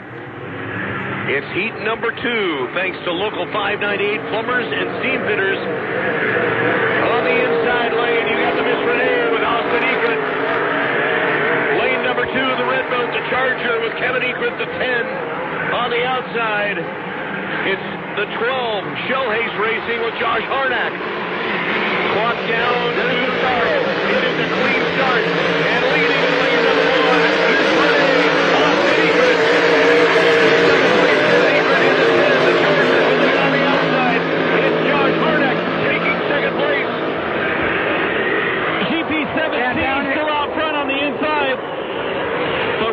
For the GP12, Shell Hayes Racing catching up really quick, just on the outside. Coming up the backstretch, he's really gaining on him.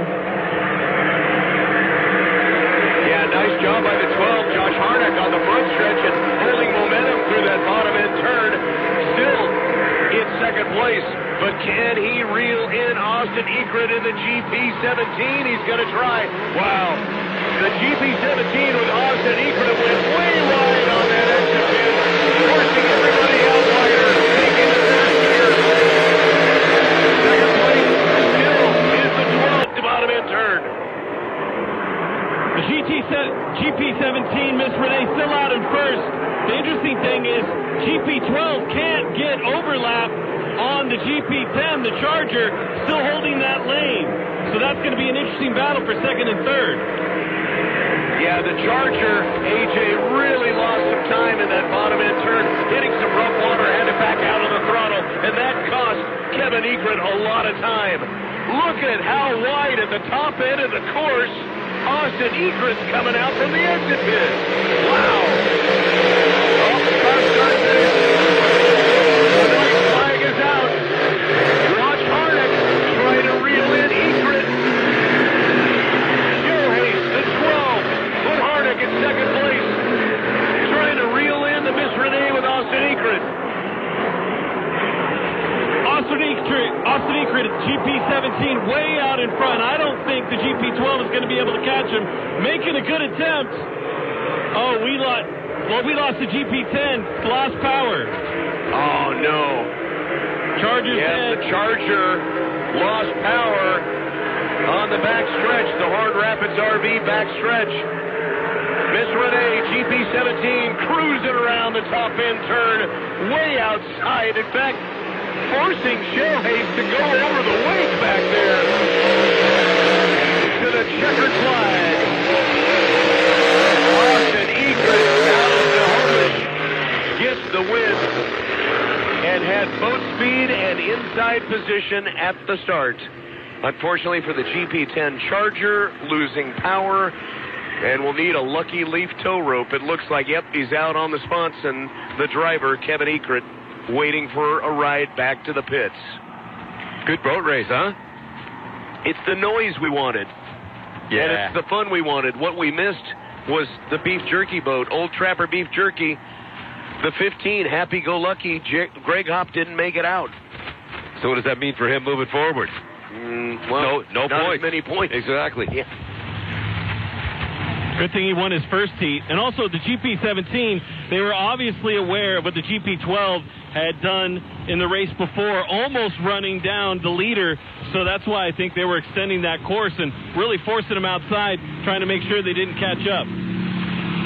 I think the race... Guys, I'm not sure... At the start-finish line.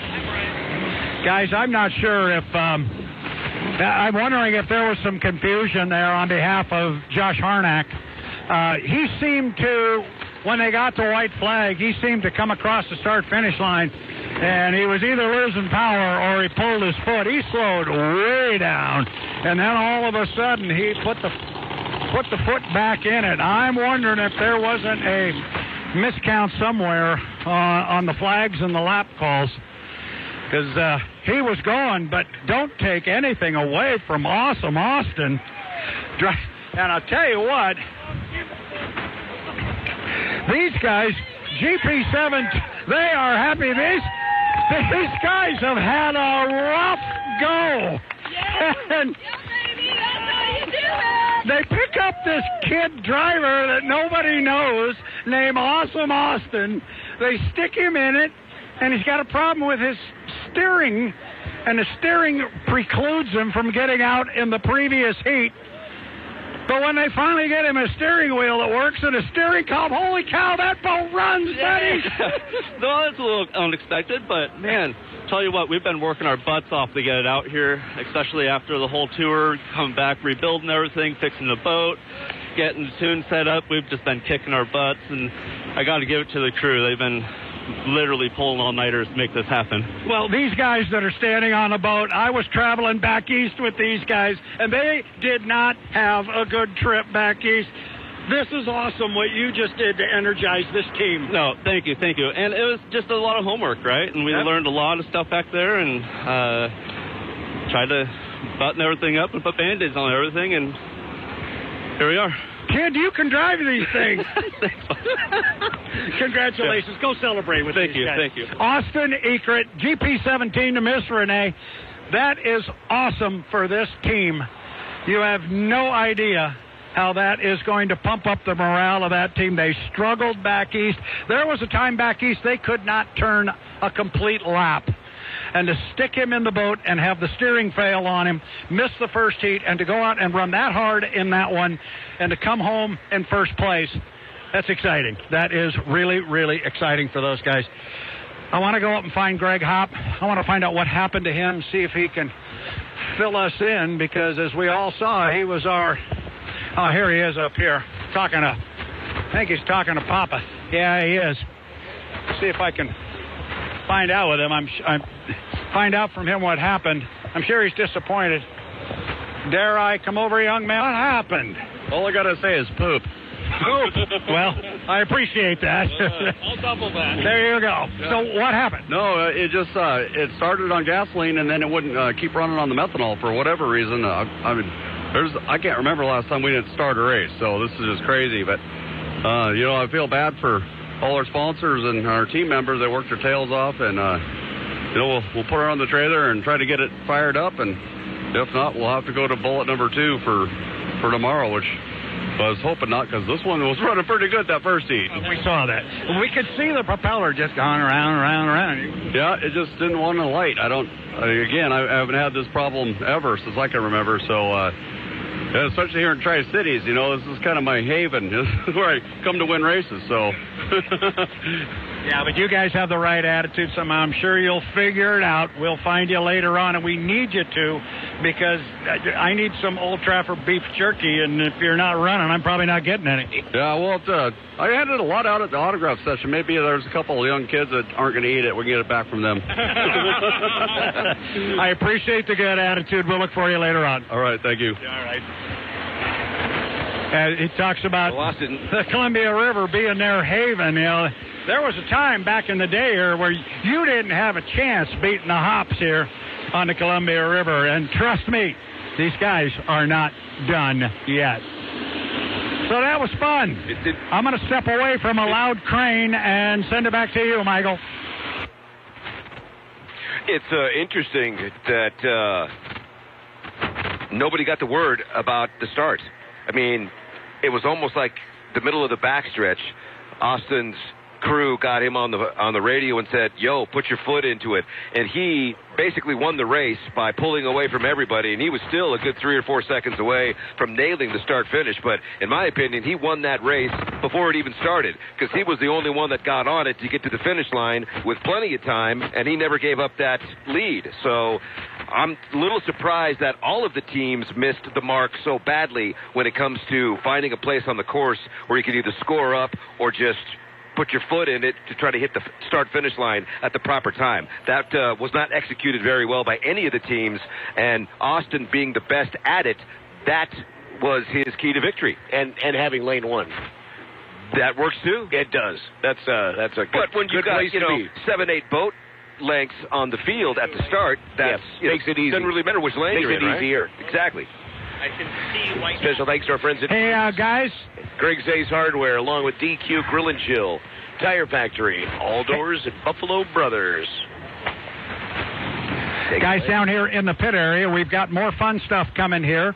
When we were discussing our qualifying, I made comment a couple of times of the official composite supplier of H1 Unlimited. That is RevChem. And there was $2,500 on the line for our top qualifier. And, gee, if I look to my right, you can always spot this guy because he's always dressed kind of cool, behind the gold shades, wearing no socks. His name's Andrew Tate. He's about to get another $2,500. I asked him at the other 2 events if he'd split it with me. If we've got a moment, Michael, I'd like to go over and make this presentation. Have we got time to do that, or do you need to pay a bill? No, you go right ahead, Brad. All right, let's make it happen. That's pretty good money for Mike qualifying. Denslow, I'll stand next to you. You can say how you would like to hang on 1 minute. I've got to get one more person, Michael. Mike, take it away for about 60 seconds, could you please? Well, thanks, Brad. Is there anything you want me to say in particular? How about some of the sponsors of the 2024 Apollo Columbia Cup? You bet. You know, our pit reporters, Brad Luce, has done a fantastic job, and a special thanks to American Radiator with free pickup and delivery for new, rebuilt, record radiators, clean DPFs and DOCs, and they do welding and metal fabrication, too. Yes, they'll keep you cool. AmericanRadiator.com. Se habla español. And they will pick up and deliver again free in the Pacific Northwest. Details, AmericanRadiator.com.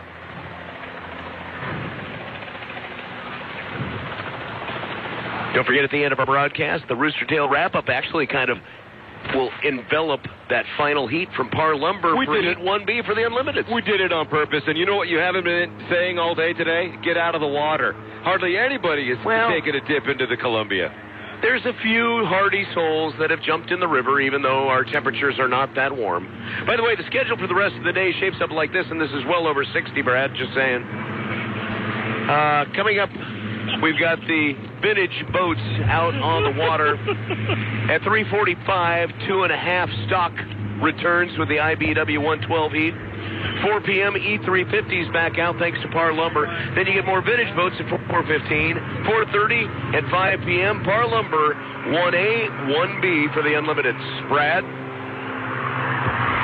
Guys, we are ready down here. I want to, as we talked during qualifying, H1 Unlimited has one of our new sponsors, which is RevChem Composites. They are the official composite supplier to H1 Unlimited, and as part of their sponsorship package, they offer up $2,500 at every one of our events to our top qualifier. And I think they're starting to put that name on there in permanent ink, young man. This is the third time you pulled this one, but Andrew Tate with a lap north of 156 miles an hour. You're the top guy. Congratulations, my friend. Yeah, thanks to RevChem and everyone here at Tri-Cities and Water Qualities. It's a great honor for the Goodman team to be able to bring this home. So a lot of fast boats and a lot of close speeds. I think that's going to be make for a competitive weekend of racing. I'm looking forward to it. I think as our vintage boats go by, I think in Gunnersville and in Madison, I asked you if you were going to share that with me. I haven't done that yet.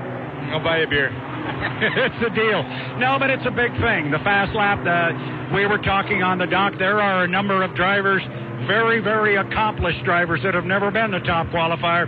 You've been there a few times. Your team is focused on it. You got it.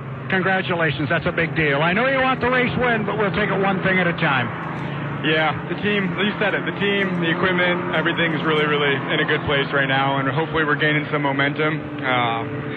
I know Mike wants this real bad, but I'm going to make him keep trying.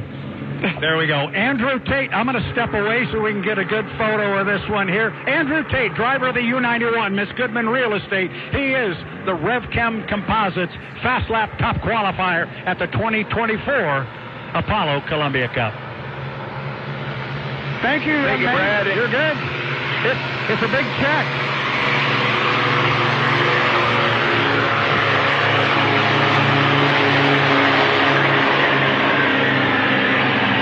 Boats out on the water. Pay It Back 1973 on the inside. The 80 Griffin Budweiser on the outside. They're deck to deck as they head down the front stretch. They call this the driving school, an opportunity for you to become a passenger. Includes the driving school. And from what I understand, you get a little bit of instruction in the classroom. Have you taken a before ride? You get your opportunity to get a ride? Have you? No. Not as of yet. Because I go like 32 miles an hour in my boat, and I feel like I'm just like flying. Oh, but you are. I couldn't even imagine being a passenger in something that's going that fast. Put the fear of God in you, my man. Vintage boats, and a special thanks for the Hydroplane and Raceboat Museum out of Kent for bringing such a beautiful selection of living history to us in the Tri-Cities. We step aside for a break. 610 KONA coverage of the Apollo Columbia Cup continues after this. Escape to excitement and luxury at Legends Casino Hotel. This weekend, indulge in thrilling games, gourmet dining, and top-notch entertainment. Book your getaway now for the ultimate casino experience. Legends Casino Hotel, within winning distance. It's hot in the high desert. Sweat dripping from your brow. The scorching sun beating down, but that's no mirage. It's an oasis.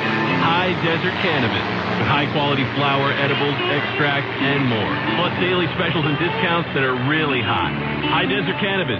Exit 209 in Pendleton. This product has intoxicating effects that may be habit-forming. Marijuana can impair concentration, coordination, and judgment. Do not operate vehicles or machinery while under the influence of this drug. There may be health risks associated with consumption. For use only by adults 21 and over. Keep out of reach children. Hey, if you have ugly yellow toe fungus, you gotta hear about the secret 2-minute trick that I found for my husband. It works from both the inside and the outside.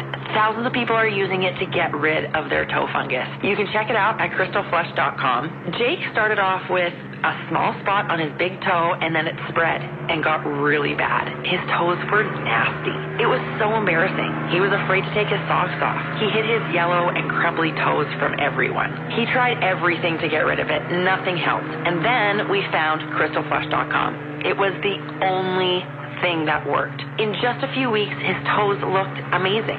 He's now walking around barefoot again. You guys need to try this. I'm telling you, this stuff is different. It's not sold in stores, but go check it out at crystalflush.com. They'll even let you try it risk-free, so you have nothing to lose.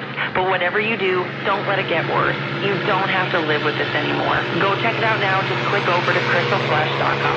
Hi, this is Gary at North Star Hot. For a limited time, we have a great deal for you. Get a Hotsy pressure washer today, put it to work, and take a year to pay. Aside from a few restrictions, it's pretty simple. No cash up front. After 12 months, purchase the equipment for the cash price or start a payment program. No cash down, no payments for 12 months, no interest, no bull. For more information, visit North Star Hotsy at 1210 North Oregon Avenue in Pasco or NorthstarHotsy.com. Attention Kennewick Irrigation District customers.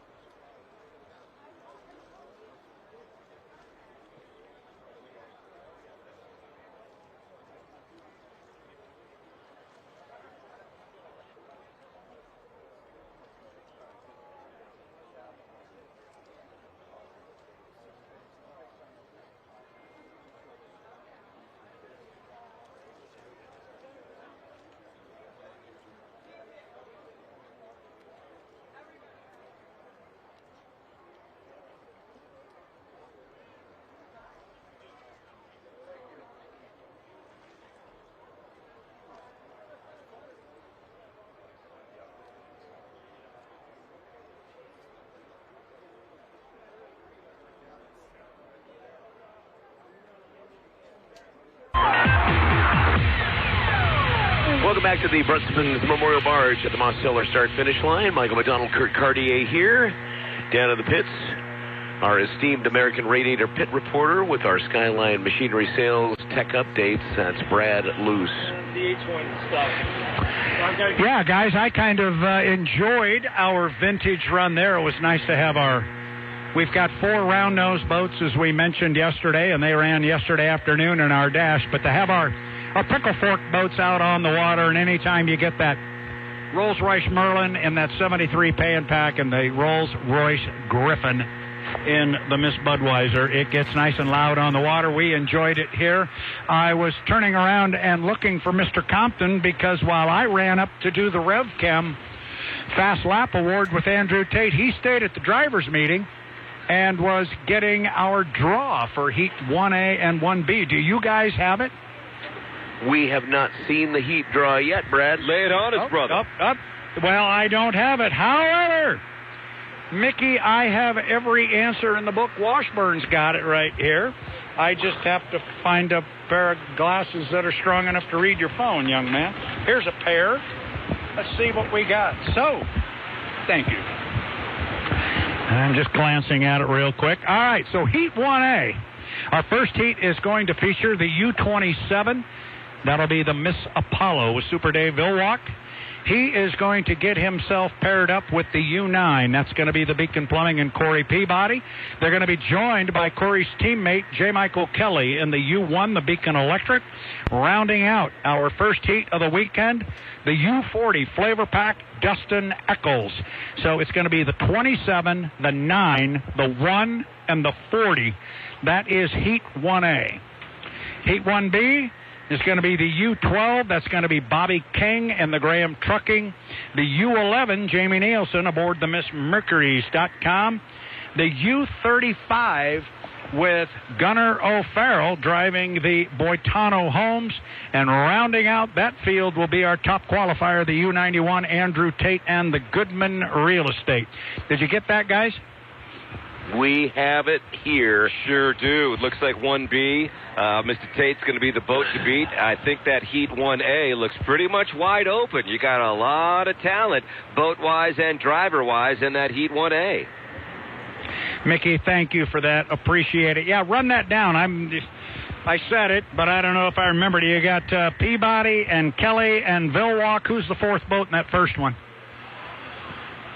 The 40, Dustin Eccles. Oh, Dustin Eccles, and they've run real well here. So, yeah, that first heat looks like a good one, but I'll tell you what, they're all pretty darn good. So, and you guys have the schedule. That's what time are those two heats coming up? 4:30 and 5 p.m. 4:30 about an hour out. 4:30 and 5 p.m. Yes, we are at 3:28 on my clock. I've got. What have I got? You've got some 2.5 liters. Probably. Well, I got 2.5 liter stocks going in. I looked down at the vintage stock. Yeah, they are scheduled for 3:45, Brad. Yeah, I'm looking down at the vintage dock, and I'm seeing Pay and Pack and a whole lot of Griffin Budweiser. So, looking at the dock here, I got Jason Oslaughson in the water. I've got the John Walty in the S87. Where's Kyle Davenport? He appears to be, so it'll be Walty Kyle's driving? In the water. Pardon me? Walty driving? I've got Walty on my list. I'll tell you what, I'm going to leave. I will go down there and I'll peek under the lid. I'll find out who's in them. I'll be down there. I'll send them away from the dock and send them up to you guys for the racing. How about that? You bet. That's scheduled for 3:45 this afternoon, so about 15 minutes away. And then we get more racing immediately at 4 p.m. with the E350s, thanks to Par Lumber. More vintage boats will be out at 4:15. The 4:30 and 5 p.m. Par Lumber H1 Unlimited Heats 1A and 1B. So we've got quite a lot of racing action to be compressed between now and the end of a race day.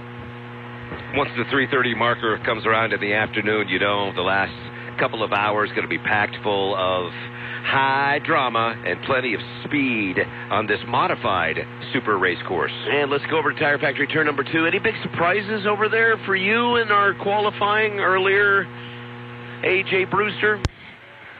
No, not as far as times are concerned. The guys that I thought were going to be on top were on top. The guy that I've been really watching to get some speed, because that's when he finds it, he's going to be trouble to deal with because he's been so good at starts all year, is Nielsen, Jamie Nielsen in the U11 at 148 below the 150 mark. He's got to get up to the 154s, 155s to compete, because that's what happens is he starts off really good and then he gets passed throughout the race and loses his lead. So that's what I'm looking for, is for him to find some speed and get in there with the pack. Well, racing conditions are going to be a lot different than qualifying. When we get the 4 boats out there in heat racing, it's going to churn up this river. And with the short course, you've got less time for the waves to dissipate before they come around to that Tire Factory turn 2. Yeah, that's for sure. It's going to be choppy with 4 boats on the water, especially once they get to the third lap and it starts building up. It's going to be some messy water as they go through Tire Factory Turn 2. So coming up, the 2.5 liters will be out next, thanks to IBEW, the International Brotherhood of Electrical Workers, Local 112, and our coverage on KONA, thanks to Golf Universe, where golfers shop and save. Everything in the universe, in the world of golf, is at Golf Universe, now on Edison, across from Kamaikan, and golfuniversetc.com. So the lineup, Jackson Oslaughson, will be out in the black 77. The yellow boat is J. Michael Kelly in the 12. Jeff Bernard is in the 3. It's mostly silver. The red boat, Kyle Davenport, maybe the brightest boat in the fleet, is the 6. The red and white boat is the 87 with John Walty. And then you've got the white and orange 2.5 liter with Justin Burnett, the 225. And they've put on some good racing so far this weekend. It's been really good racing. And so looking forward to the jam-packed action to finish today, just as a springboard into the championship final and going on Sunday. So we're really going to get some momentum going this afternoon, get the fans some quality racing, and really get dialed in what it's going to be like on this shortened race course from 2.5 miles to 2 miles. Heats 1A and 1B. Great way to polish off this Saturday afternoon of the Apollo Columbia Cup and the STCU Over the River Air Show. Special thanks on our broadcast to Warner RV. They're now at the auto lot off 395 South Ridge. Since 1995, part of our community, Warner RV, featuring new Keystone Outback and Keystone Hideouts in stock. Along with pre-owned RVs, new financing options with extended terms to help lower your payment. Find out more at WarnerRV.fun. Also, the Clover Island Inn with their free summer concert series concerning the Thunder on the Island every Wednesday through August. Details and info, CloverIslandInn.com. Now transforming into the Hilton Spark on Clover Island. Complete renovation is underway, and the same great pool is right there on the river. It's an amazing pool deck. Also, thanks to Emerald of Siam. More than fantastic Thai food. It's a great place for entertainment. Tri-City's first Thai food restaurant, still the best. Jadwin side of the Uptown in Richland. Atomic Screen Printing and Embroidery. Locally owned, nationally known. Tri-City Raceway, Red Mountain Event Center. Coming up, the Napa Auto Care 150 with the ARCA Menards West Series. First time in 24 years. Tickets on sale online now. RedMountainEventCenter.com. That's coming up August the 10th, Under the Lights. Rob Ellsworth, SVN Redder & Company, commercial real estate. Attention to detail, nothing falls through the cracks. Have fun, be safe, and enjoy everything the Tri-Cities has to offer this Water Follies weekend.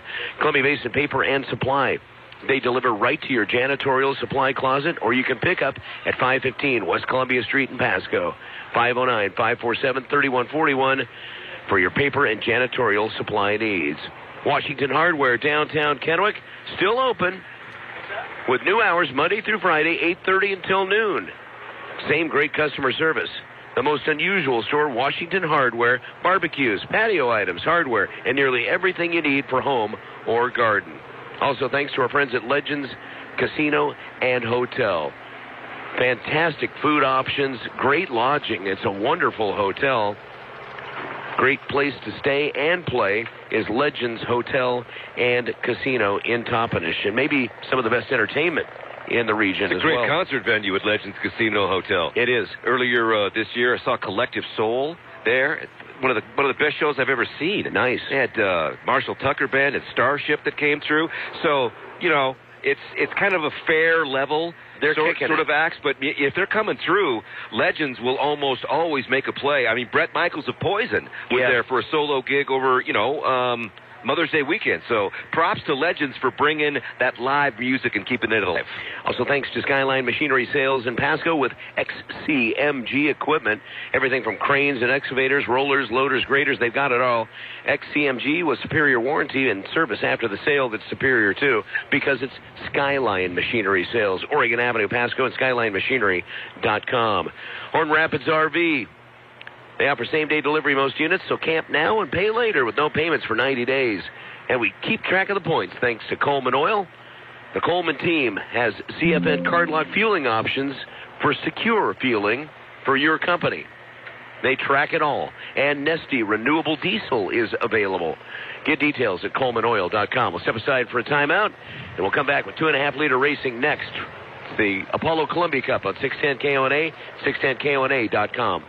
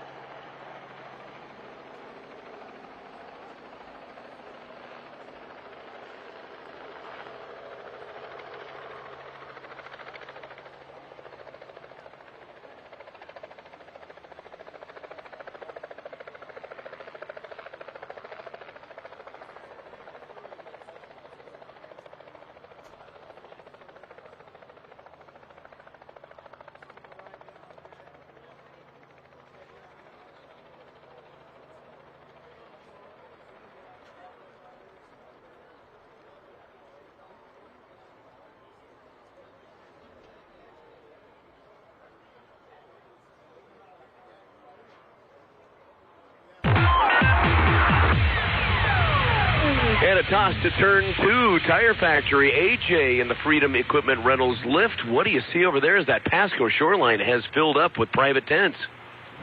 Yeah, it's definitely busy over here. It's still room, so if anybody's thinking about coming out at the end of the day to see the first 2 heats of the Unlimiteds, there's still some space over here on the Pasco side. And looking at the docks, too, we got a bunch of boats just sitting there waiting to race. Never changes. Friday is good. Saturday is better. Sunday rocks the house. But I had a chance to put the binoculars on the Pasco side, Franklin County, representing very well. Good-looking bunch, a lot of good-looking people taking advantage, because I love the Pasco side. You get to wade out farther into the river without the towboats, and other people saying, get out of the water. So, big fan of the Pasco side. And just a reminder for all of the fans, when we get the boats leaving the pits and the hydroplanes get out on the water, you need to get up on the shore. We do have a little bit of a delay right now as one of the rescue crews out in the sled are working on the entrance pin to the 2.5-liter course in turn 1. Okay. So you can see them out there right now. I think they actually just left that area, but they're still right by it. It's interesting. But they were doing a little buoy maintenance before we get going. Let's head down to our American Radiator pit reporter, Brad. No, you can see, actually, there's another sled on the other side of that orange and green marker that is working on the marker now. So, Brad Luce, what are you hearing down in the Neil F. Lamps hits? AJ. Yeah, that's exactly what's going on here. They're working on that buoy up there. As soon as they get that set in place, I'm sure we'll be ready to go. We've got all of our boats for our 2.5 stocks are in the water, and in fact, we are picking and placing right now our E350s, and they are being put in the water as well. So it's very crowded here on the upper dock. There's 1, 2, 3, 4, 5, 6, 7 boats on this dock alone. There's 2 more boats on the lower dock. So, yeah, it's a busy place right now. We're also watching some grass, whatever it might be, that's in the river, and it's just floated right in front. Yeah, it's come right here in front of the pit area, and it's going to be out of our way here by the time I quit talking. Of course, you might think that might not happen, but it's just about by us. So I think we're about ready to go. Can you ask them? That's also they just the put issue both they're of those having buoys with the on buoy. the boat. They just put them on Pardon the me? boat. Both the green and the orange buoys are now on the boat. Okay. So they look like they're so moving they can them. clear out some of that millweed. I think that's what we're doing here, because the stuff that's floating down in front of the pit area, basically that has cleared. We're fine. Well, except for the guys down on the other dock, but they've got a lot more room. We to had play quite a with bit of down up there. here, Brad, that you're getting now. Well, why didn't you pick it out of the river? Then we wouldn't have to worry about it. We're safely on shore. Aha! Safely on shore. But I do have an update for you. The S-87 will be driven by Kelly Burnett. She is aboard, and she will be coming out. So Kelly Burnett will be aboard the S-87. It's a bright red boat. I like it because it's got the Miss Thriftway-esque stripes aboard that particular boat. They call it the Relentless. So that's a bright red boat with the Thriftway type stripes. Then we got the all-black boat of Jason Oslaughson. He is up at the far end of the dock. He's pointed straight out into the river right now. So he's ready to go. And everybody's just sitting here now. We're trying to get crew members down there with umbrellas and so forth to shade our drivers and help try and keep them cool, because everybody is aboard. We are ready to go on our end here. We just, we're coming up on 1 to the 5. 1 to the 5, guys. Excellent. Stand by. Yeah, they've cleared the buoys and put them back into the water and removed some of that millweed that was floating by. And we're about ready to go racing with the 2.5 liters. And I How look many at our boats are coming out rescue this sled time? that is, you're going to have 1, 2, 3, 4, 5, 6. 6 2.5 stocks should be coming out. 30 seconds to the 5. 30 seconds to the 5. Lids go down on Kyle Davenport right in front of me here. It's a good-looking hydroplane. 20 seconds. Hey, when they go, grab that one and bring it over. Yeah, they're waiting for them to get out of here, and they're saying, grab that next boat and get it in here.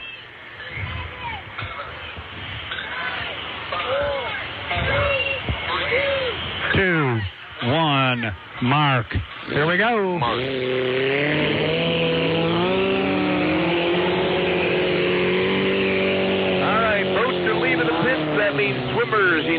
up out of the water. Everybody in the river up on the shore as we go hydroplane racing with the 2.5-liter boat. Thanks to IBEW, International Brotherhood of Electrical Workers, Local 112, for a brighter future. Coming back to the same spot. Well, guys, I'll tell you, another interesting start sequence, because that was Bernard first off the dock. And he came out of here like he did in his E350 yesterday with Kip. He came out of here like he was shot out of a cannon. And if there is an advantage to being the first boat off the dock and getting up to the top end for your start sequence, clearly J. Michael Kelly is at a massive disadvantage, because he's all the way down there by Bernie's tree, so he's the last one away from the dock each time, but he's already pulling himself up with our 2 leaders at the top end. Michael, you've got him. It's 2.5 stocks, 6 of them on the water. Suddenly my dock, which was so full, is now empty. So you've got Jeff Bernard camped out in lane number 1 in the Silver 3. Looks like Davenport wants to snake into that lane number 2 in the red 6. But he is, well, actually, he may be just waiting behind. I don't think he can stay there the whole milling period. That would be way too long. J. Michael Kelly now is coming down the front stretch and will pass Jeff Bernard and try to get out in front of all of the racers, and will do so as he heads down to the orange entrance pin to turn number 1. He decided to get up out of his position and get a move on. It's still too early to start milling.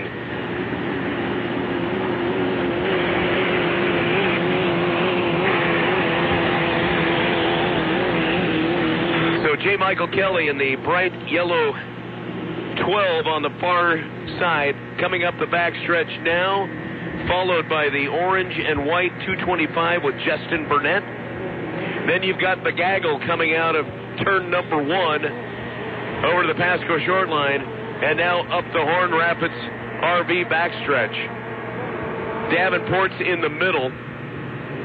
Oslockson's on the outside. Oslockson on the outside. Oh, we've got somebody cutting across the Dryer on Fryer infield. That's going to be the Silver 3 with Jeff Bernard from front to back. Is he trying to get in front of Kelly? Our countdown clock has left us. Well, in essence, AJ, he did that. That move just did that. Minute 52 on the countdown clock now. Oh, no. So that's going to put Bernard in 1. I know. J. Mike in 2. Lane 3 might be Burnett, but it's early yet. Oh, now at the top end of the course, I neglected to look, and that's where we find Davenport with the slow crawl. The red and white 87 with Kelly Burnett coming across start finish now, but it looks like minute 10 is going to hang out in lane number 1, the apex of the turn at the top end of the course. Meanwhile, up the backstretch, in lane number 2, you would have Bernard. Lane 3 would be J. Mike. And Justin Barnett in 4. Oslockson in 5. And then the 87 with Kelly Burnett, the red and white boat, would be outside in lane 6. Mike, here we go again. 40 seconds left to the start-finish line, and nobody's starting to get on it yet. Nobody even came close to nailing the start in the last race. So I think who's ever on the radio, you need to tell your guys to get their foot in it now. Right at the apex, at the top end turn, 20 seconds. You've got Davenport just waiting. Now the field's going to catch him as he starts to hit the gas now. 13 seconds. Davenport will be in 1. Bernard in 2. They won't J. Mike in 3. Oslockson in 4. But Davenport doesn't have any speed, and it's going to be Oslockson leading down the front stretch, but Bernard, just to his left, is right with him coming down that front stretch. J. Michael Kelly in 3rd. Bernard on the inside, Ozlockson on the outside. Bernard has the advantage as they come around turn 1 and turn 2. Bernard takes the lead, but Ozlockson's right with him. Man, you could throw a blanket across him, as Brad loves to say. J. Michael Kelly coming in third. He's trying to catch him. Looking pretty good. They come up the backstretch. Ozlockson falling off the pace a little bit as Bernard has the boat speed heading up the Horn Rapids RV backstretch. So almost a rooster tail lead now. He's really trying to hustle and get back into contention on this one, but somebody's going to need to make a mistake for him to catch up at this point. Ozlockson, I don't think he can challenge Bernard. At the end of lap 1, it's Bernard by a rooster tail as they come down the front stretch. The 87 with Kelly Burnett will be lapped as our race leaders head into turn number 1. Bernard in the lead, Ozlockson on the outside in second place, followed by J. Michael Kelly and Davenport. The Silver 3 of Bernard in front by about 3 boat lengths, almost a full rooster tail. Ozlockson's doing his best to catch him on the outside, but I don't know. Bernard's fast, and he's got the inside track. It's going to be hard to catch him as they fly up the backstretch. J. Michael Kelly coming around the corner. And Bernard. He looks good, but he's not going to catch him, that's for sure. Bernard's got the boat speed, and he's pulling away on that backstretch. Jeff Bernard looking good in the 2.5-liter classification, leading as he comes to the top-end turn, and he'll swing out a little bit wide, forcing his competitor to bump out a little bit farther. Ozlockson has had a good racing weekend, but my goodness, his chance to win, he failed to make the last turn. He did, and that was the race that he was dominating until he just couldn't execute that last turn to get him home. White flag is out for Jeff Bernard as he goes into turn number 1 at the bottom end of the course, heading over to the Pasco shoreline for one more pass to the checkered flag. Thanks to IBEW Local 112, our 2.5 liters. Davenport's trying to catch up with J. Michael Kelly for third. Yeah, he's within a rooster tail almost, but I don't know. J. Mike's got the inside lane. It's going to be tough catching J. Michael Kelly. Ozlockson, a rooster tail and a half behind Bernard as they come up the back stretch. Bernard, final turn to the checkered flag. Still third place belongs to J. Michael Kelly, able to hold off Davenport, but Davenport's on the inside of the final turn. Checker flag out. Jeff Bernard takes the win. Second place, Ozlockson. Davenport is really getting close to J. Michael Kelly at the exit pin of that top end turn, but not able to get more than a half a rooster tail away, and it will be J. Michael Kelly in third. Fourth place finish for Kyle Davenport. Coming in fifth, after around turn the top 2. end of the course now is Jess. Yeah, right after turn 2, Justin Davenport Burnett will jumped in take on the the checkered inside flag. lane.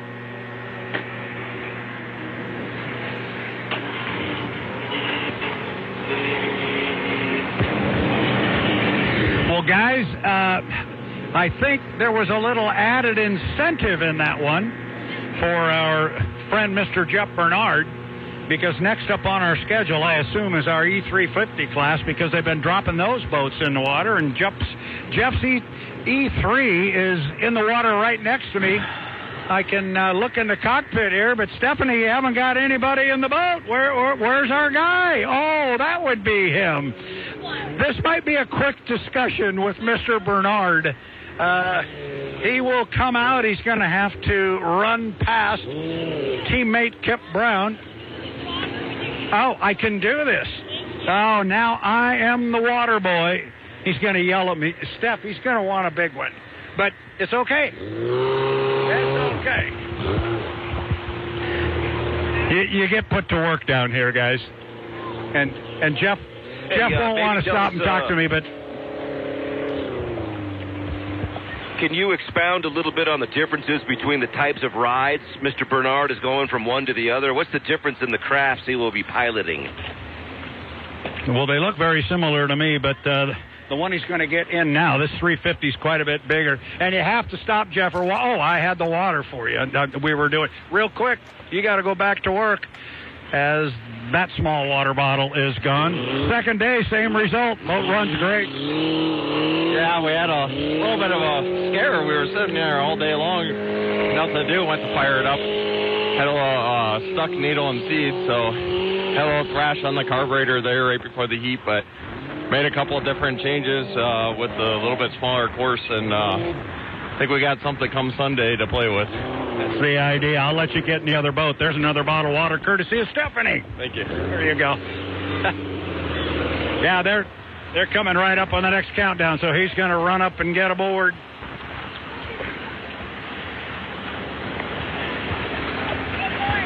Stephanie looking for a driver. Look at that. She just found one. Bernard walks up, leaves one boat, grabs another, and he will climb aboard. Hey, Brad, we need to step aside for a quick timeout and come back with E350 coverage. Again, we congratulate Jeff Bernard winning in the 2.5 liters in our race thanks to IBEW Local 112 at Golf Universe and Canyon Lakes Golf Course on 610 K1A. Back with the E350s next.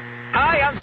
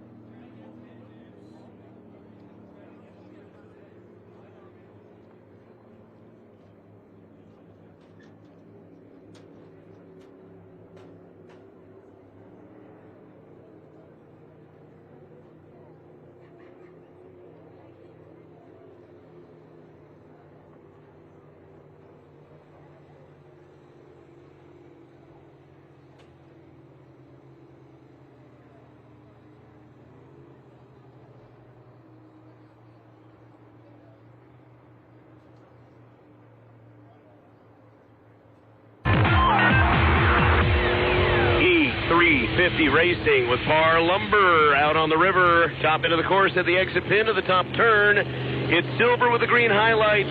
It's the 3 with Jeff Bernard. Coming across start finish. Behind him, Silver with the kind of purple numerals. The 20 with Kip Brown. They're all part of Strong Racing. The Silver Cloud In team with 3:13 and counting to the start of our E350. So, it's interesting to see what the makeup of these boats are, because to the naked eye, the untrained eye, it looks basically the same as what we just saw. But Brad was mentioning down on the dock that these boats are bigger than the class that we just saw. But it's really difficult to ascertain where it's bigger than the boats in the previous class, right? And got a bigger engine. Bigger engine. Yeah, it's a bigger boat. It's a bigger boat with a bigger motor. And we refer to this as inboard racing, but back in the day we used to call this the limiteds, and because there's very strict limitations on boat size, boat weight, motors, how big a motor, what you can do to the motor, type of fuel you can run, etc., etc. But these are bigger, faster, stronger than our 2.5 liter stocks. You should have everybody out there that you're expecting. Kurt Myers is out there. Rochelle Hill was a little bit late coming out. Check that. Mike Jarvis in the Reigning Thunder. He's not going to make it. Talk to him down here. He's got engine problems. And Jeff Bernard is out. Kip Brown's out. And Bryce Todd in that blue and white E99 is on the water. You got everybody that was in the dock and ready to go. They're out there. Clock at 1:52, and the parade of boats is heading down to turn number 1. This is what I love about this time of the afternoon. Some big-time action, one after the other. Let's finish Saturday with a flourish. Backstretch. Fellas, Horn Rapids RV backstretch. It's Jeff Bernard in the 3. Oh, so we have Bernard, Myers, Brown, Hill, and Todd. Yeah, Kurt Myers' boat has lost power on the backstretch, and the cockpit is open. So is that the and that's slow the bright yellow boat beginning up the back chute? That's correct.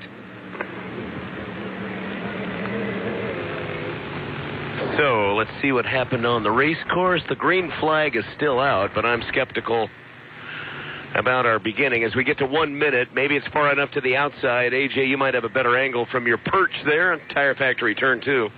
We're under a minute, and nobody's even coming close to this top end of the course. Just past me into the trees, so I don't really have a good sight line from where I'm sitting right now. I got 2 big trees in my way. 40 seconds, and it looks like this is going to be a better start. The last heat had a much better start. A couple of boats pretty much nailed the start. So Kurt Myers able to get enough power to get the boat into the infield after the traffic crossed. And he is still out and the canopy open, so he will not make this race. 20 seconds. Bernard on the inside. Lane 2 will be the bright blue 99 with Bryce Todd. Here he comes. Lane 3 will be Kip Brown in the 20. Outside, Rochelle Hill in the red and yellow 46. This will be a good start. 2, 1, mark. It is a clean start. Todd on the outside. He's got the short course on the inside. Jeff Bernard in the 3 coming down. Silver Cloud In Racing Team leading the way into turn number 1. Bernard on the inside, Todd on the outside. Both got a lot of speed. We're looking at Bernard just... no, Todd on the outside. He lost power. Speed. Something happened.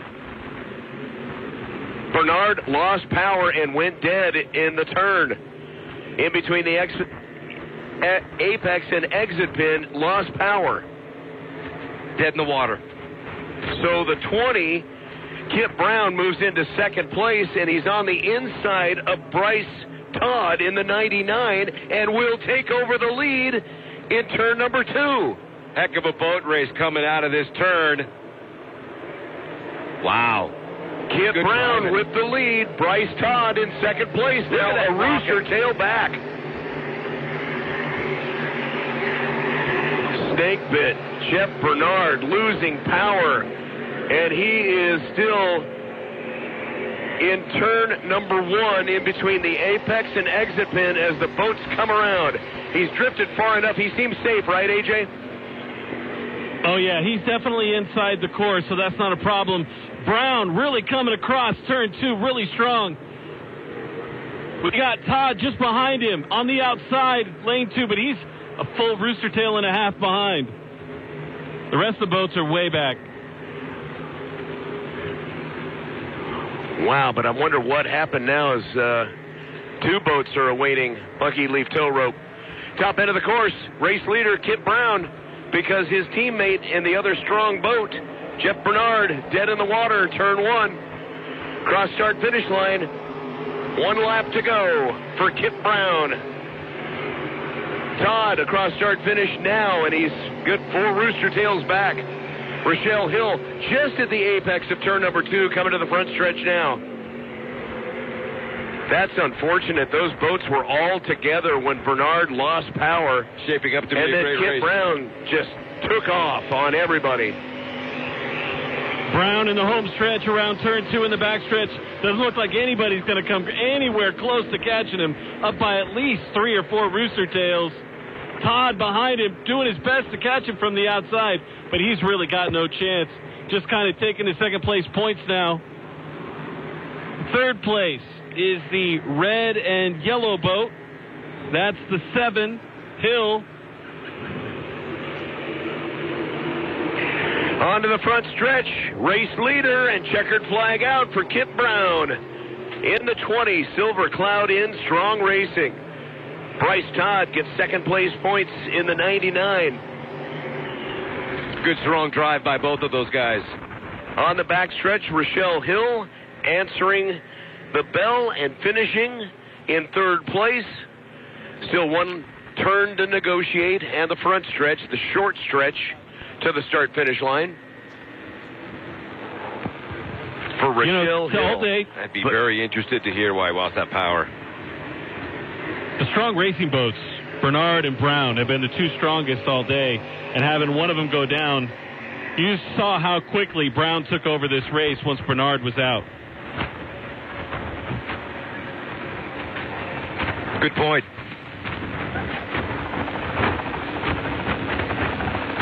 And then Kurt Myers, right in the milling period, losing power.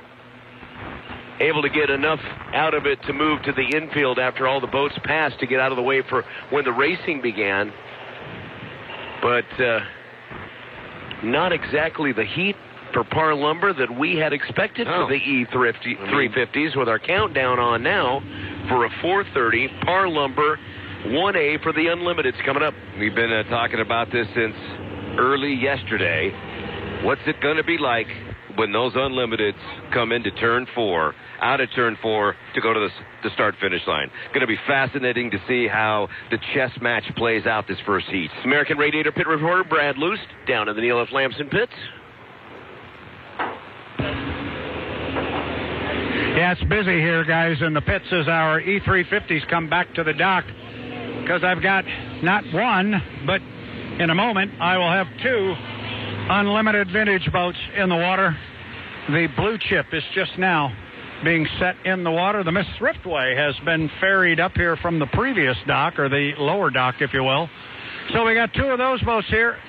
Kip is down at the far end. I'm going to let him get the Blue Chip in the water, and then I'll go down and catch Kipper.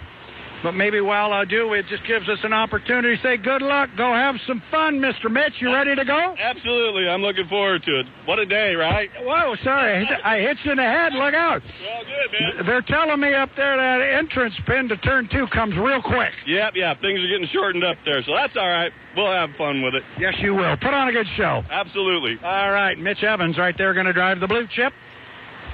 And let's see. Oh, Kipper ran right by me. He died.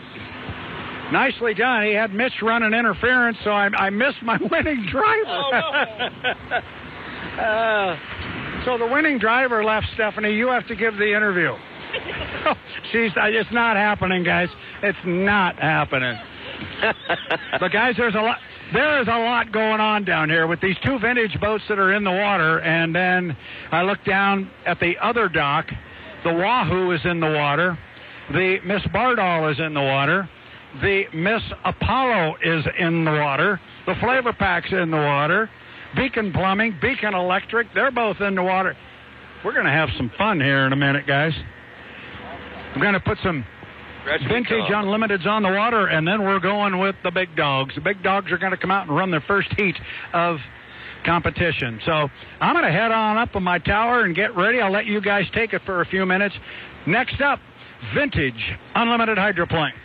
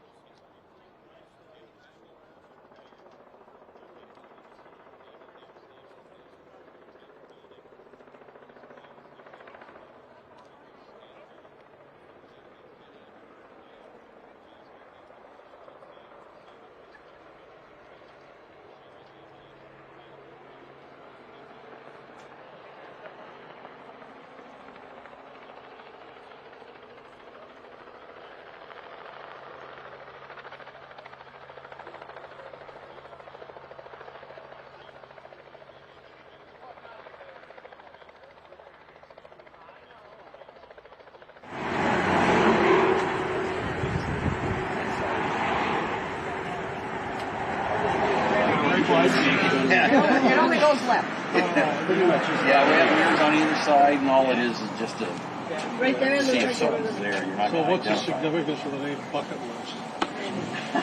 I was 60 when I got the. So you're wanted to have it. She says, I'm not going to have you lay on your deathbed wishing you had done something. Yeah, but that's what you want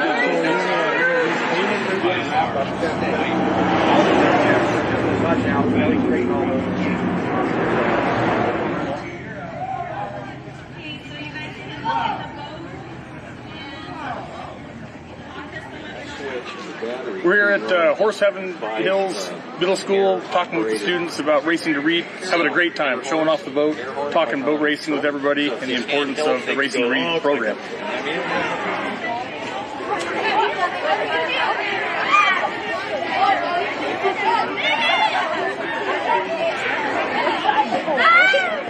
Up in the front, that's the intake. That's what all the air goes into the turbine. Yep, 3,000 horsepower. And it sucks in a lot of wind to get moving.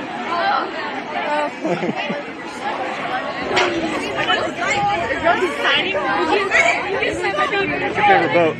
Oh, bucket list. Bucket list racing. Bucket list. Yep. God's bucket list.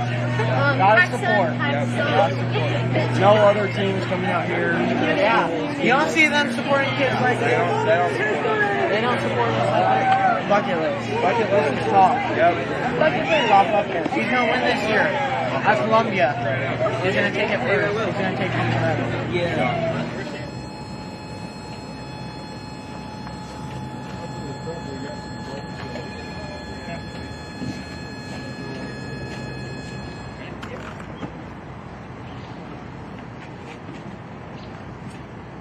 Got two.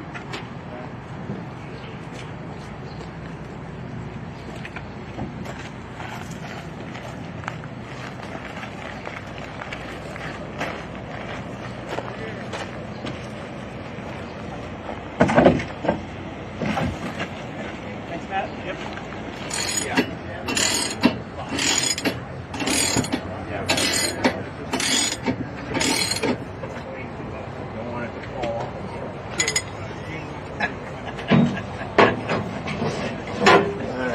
Jammed one way. Yep.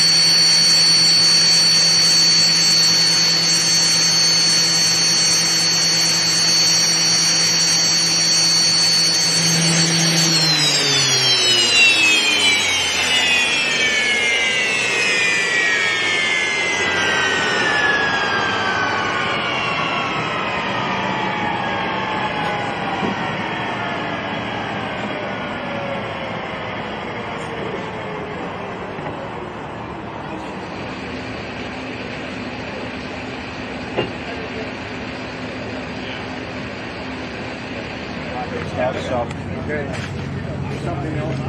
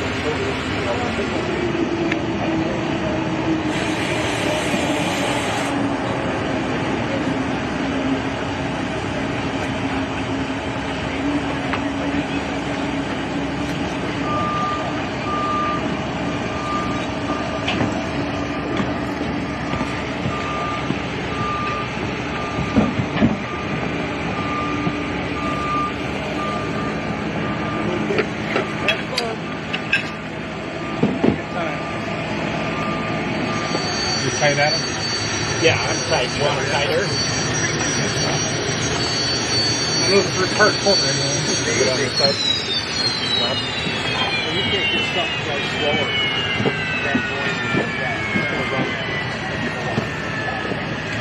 Good. Do you need your lap belt tightened at all? Pretty good. I think I'm okay. Okay.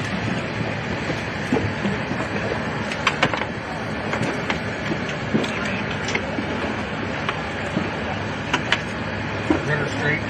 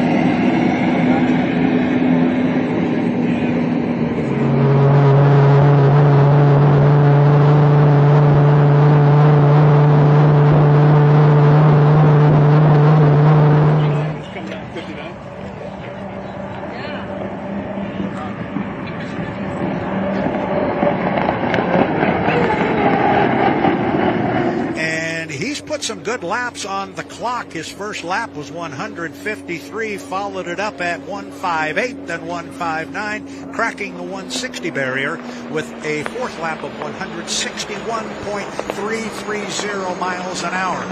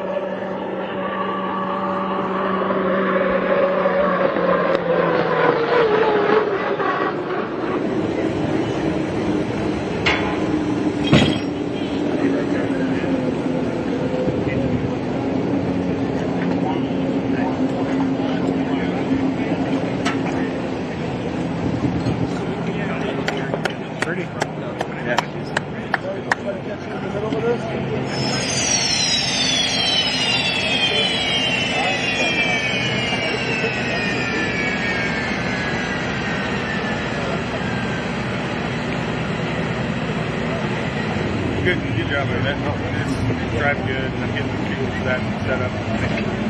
I don't feel that needs to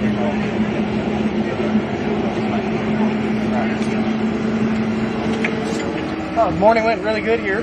We tested twice, learned a lot with the engine and setup, and made a lot of changes this off season that Dustin's pretty happy with, and we're all pretty happy with it, taking it all right down and getting ourselves into a more attack-ready stance. So the rest of this afternoon, we're going to do an engine swap, try and do the same thing, learn a thing or two about this engine here, and see how many stabs at it we can get.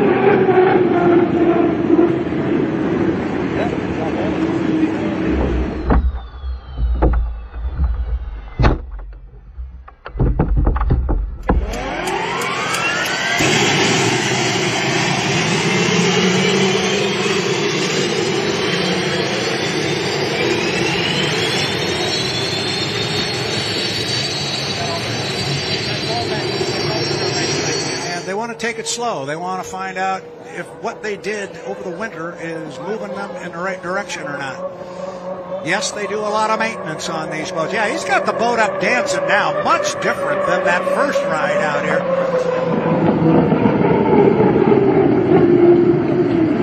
You know, it's all smiles down at the 40 camp. We came into this weekend with a lot of hopes, thinking, well, I hope this works. And Adam Bradfold had a lot of ideas on our engines. Kelly and Taylor, you know, working on gears and propellers. And we all worked on a lot of aero stuff on the boat, trying to get it settled down. Last year, it was really, really loose. And, you know, we thought if we can settle this thing down, it's going to be, you know, a lot easier for me to drive, and it's going to be faster. And today, the boat is just perfect. It rode so nice. And the speed's there. You know, we didn't go after it today, but we were just so excited about what we saw. Yeah. We did exactly what we needed to do. That was spot on. The reason I gathered you all here is we have a couple of birthdays to take care of. First of all, it was Jared's birthday yesterday. He just turned 21. Happy birthday! And the man, the myth, the legend, Big D. Big D. Happy birthday, guys. Happy birthday. We're going to send Dustin home. He's got some inboard or outboard racing to do with his daughter. So here we go. But amazing weekend. That was an amazing day. That was, I don't think we could ask for any more.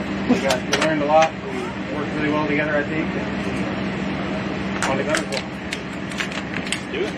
Cupcakes! Cupcakes! Happy birthday! Thanks, guys. Happy birthday, fellas.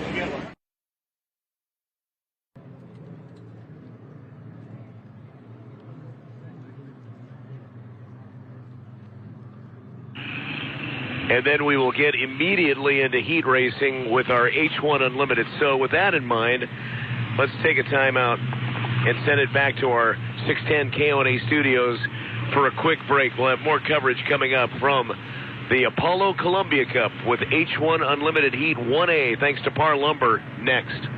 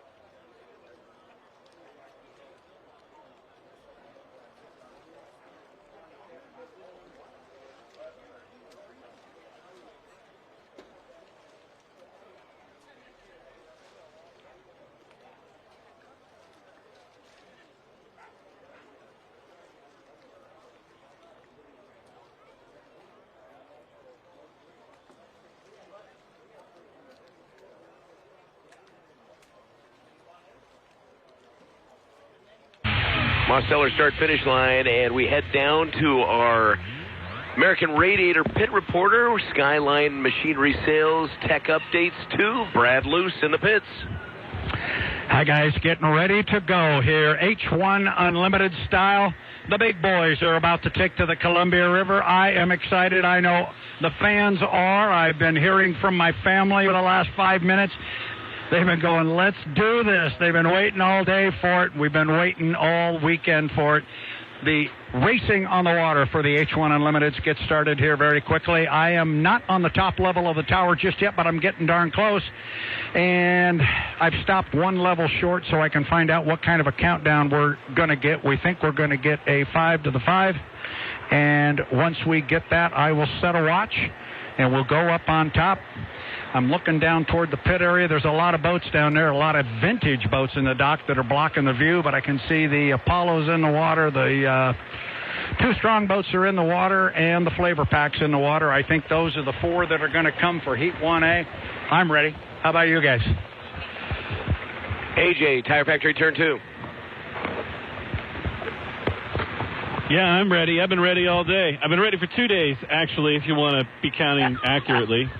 But, yeah, I'm excited. I can't wait. I mean, it's the calm before the storm. This first time, a bunch of boats come off turn 4 in this short shoot to the start-finish line. I want to see how the drivers are going to handle this, when there's traffic going on. And then going down to turn 1, the second or third time, what a mess that's going to be. And who's going to get out of that? I think it's just damage control. This first heat really is going to be about damage control, I think. You can't really go out and be too aggressive, it seems like. It's just the first heat, but we're going to have a real good indication of sort of the system to approach the course. Everybody's had to start from scratch, so everybody's got different ways to skin the proverbial cat. So I'm anxious to see who's going to go out and try to set a pace, or who's going to lay back and try to find an angle with which to attack, who's going to make a mistake. This is going to be fascinating, the chess game. It's about to begin. Top qualifier, the 91, Andrew Tate.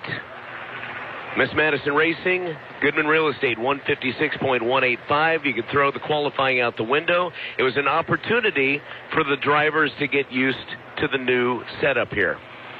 That's the biggest thing. But this is the first opportunity for the teams to come out head-to-head and fight for a lane and figure out this Turn 3, All Doors Incorporated, Turn 4, Buffalo Brothers short stretch to the start-finish line.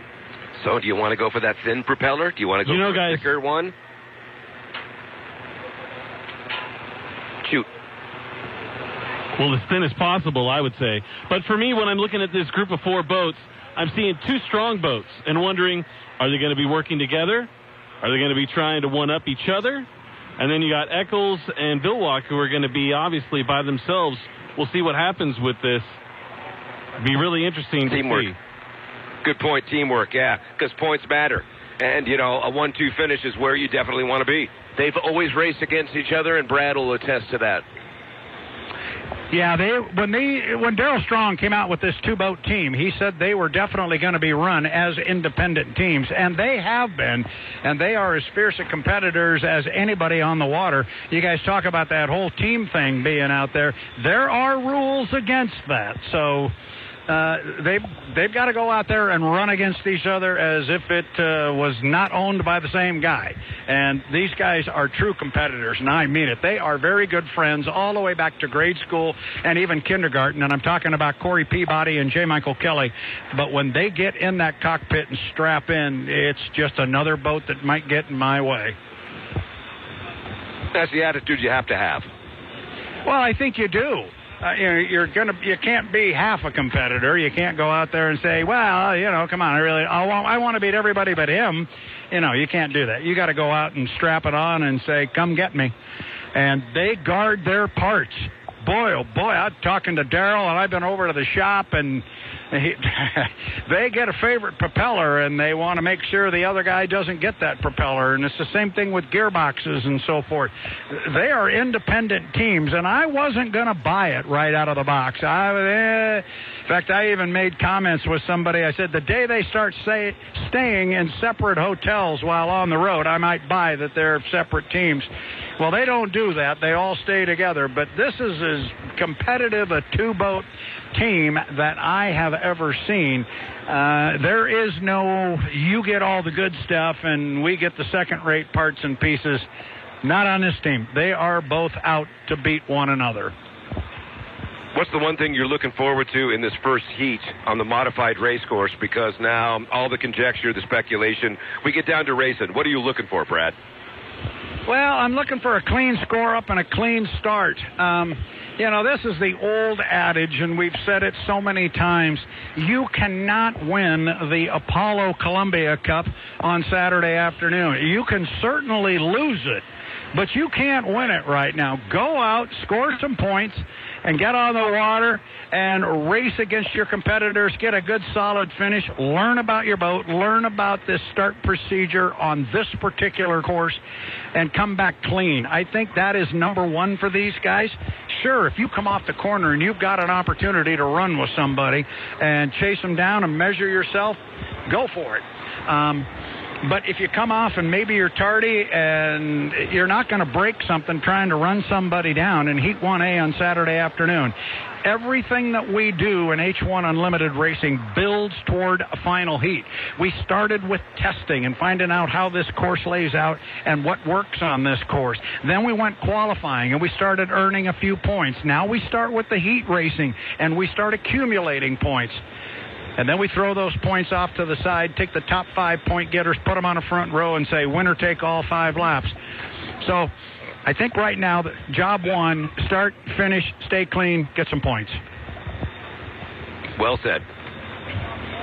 And what about our countdown, Brad? What are you hearing as far as the time to the start of Heat 1A from Par Lumber?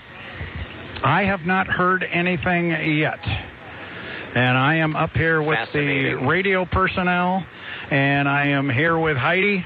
Heidi knows I want a countdown, and she will give it to me. But as of yet, I am standing off to the side. I always kind of give these guys a lot of room and stay out of their way. They really don't want me walking in there. But as soon as it's time to get a countdown, I will step in there. I got my watch set at 10 minutes. I'm ready to go.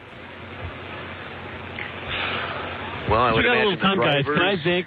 I want to thank the HydroSim guys for helping me learn over this last year. I mean, we have Nick Kish, the stat man, Mickey Washburn on the crew, and everybody else that's listening online. All those guys have been really cool all year, and I just wanted to mention them and say thanks for kind of inviting me into the family and teaching me a lot about hydroplane racing, because it's been a really great year. AJ, I'm gonna back that up a little bit, because you know those guys. I'm staring at Mickey Washburn. He's right up here above me. Got the camera here atop the tower, and of course the stat man that you mentioned, the Kishmer. We got a countdown coming. I'm thinking everybody's starting to move. I'll take it away and give it to you.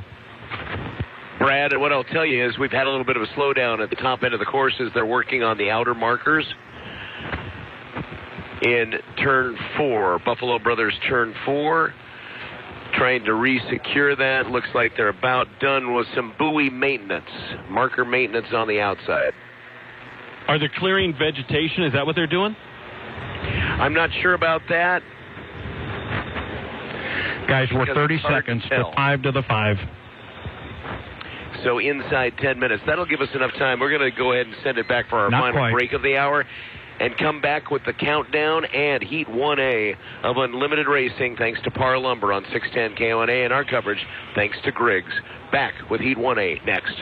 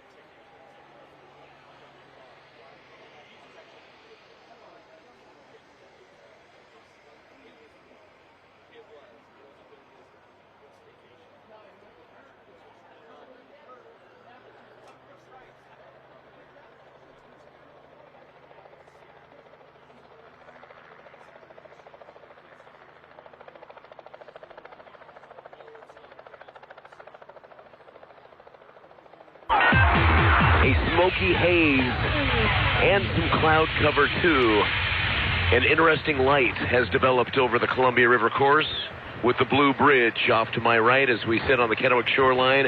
Rattlesnake Mountain obscured by the smoky haze. I can just make out the outline as we get ready for Heat 1A from Par Lumber on 610 KONA. And all along the Columbia River shore and along the H1 YouTube network. As we get ready for the countdown, Brad Luce, we're inside 5.5 minutes. We are definitely. We're coming up on 5 minutes and 20 seconds. 5:20. 5:20 right there. Our boats cannot come out on the race course until we get to 5 minutes. And a new rule that we started a year ago in Madison, Indiana, people were jumping off the dock. A boat has to have a crew member contact with the boat at the 5-minute mark. 2 seconds, 1 mark. 5 minutes. Now they can let go of the fairings on that boat, and they will wind them up and come away from the dock. Good-looking shot here. All four going to come away from the dock at the same time. What a great shot. Peabody, Kelly, Eccles, Vilwalk, and it's going to be Peabody and Kelly are going to come away first and be the first to accelerate. Then it's Dustin Eccles coming a third away from the pit area. Dave Vilwalk will come away last. AJ, how about that sight? Oh, yeah, Kelly and Peabody, they're teammates, but you're right. They are really fighting for position, racing off of the starting line, trying to get across Tire Factory Turn 2 so they can get lane 1. Vilwalk following behind. He's just waiting, buying his time. We'll see. Dustin Eccles is behind the two strong boats. I think everybody's just kind of watching the two strong boats right now because they took off so 4 strong. minutes. They got a plan. And remember, no 80-mile-per-hour rule. No 80-mile-per-hour rule. We are going to score up at the start-finish line at the 1 minute and 15-second mark. They have to be behind the start-finish line at a minute 15. If they jump that line, the official's going to tell them to drop back, move to an outside lane, and then they are still on the same lap with everybody. They just have to start in an outside lane. 3:30 to our start, guys. On the inside in DQ Grill and Chill Turn 1, J. Michael Kelly. Peabody in lane number 2. Then you've got Dustin Eccles in lane number 3 of the Flavor Pack. Vilwalk right now just across the Mosteller start-finish line, well away from the pack at the 3 minute and 8 second mark. You know, Vilwalk is so far behind, I'd be watching for him to cut across and catch up. And maybe try and cut. Yeah, there he is right there.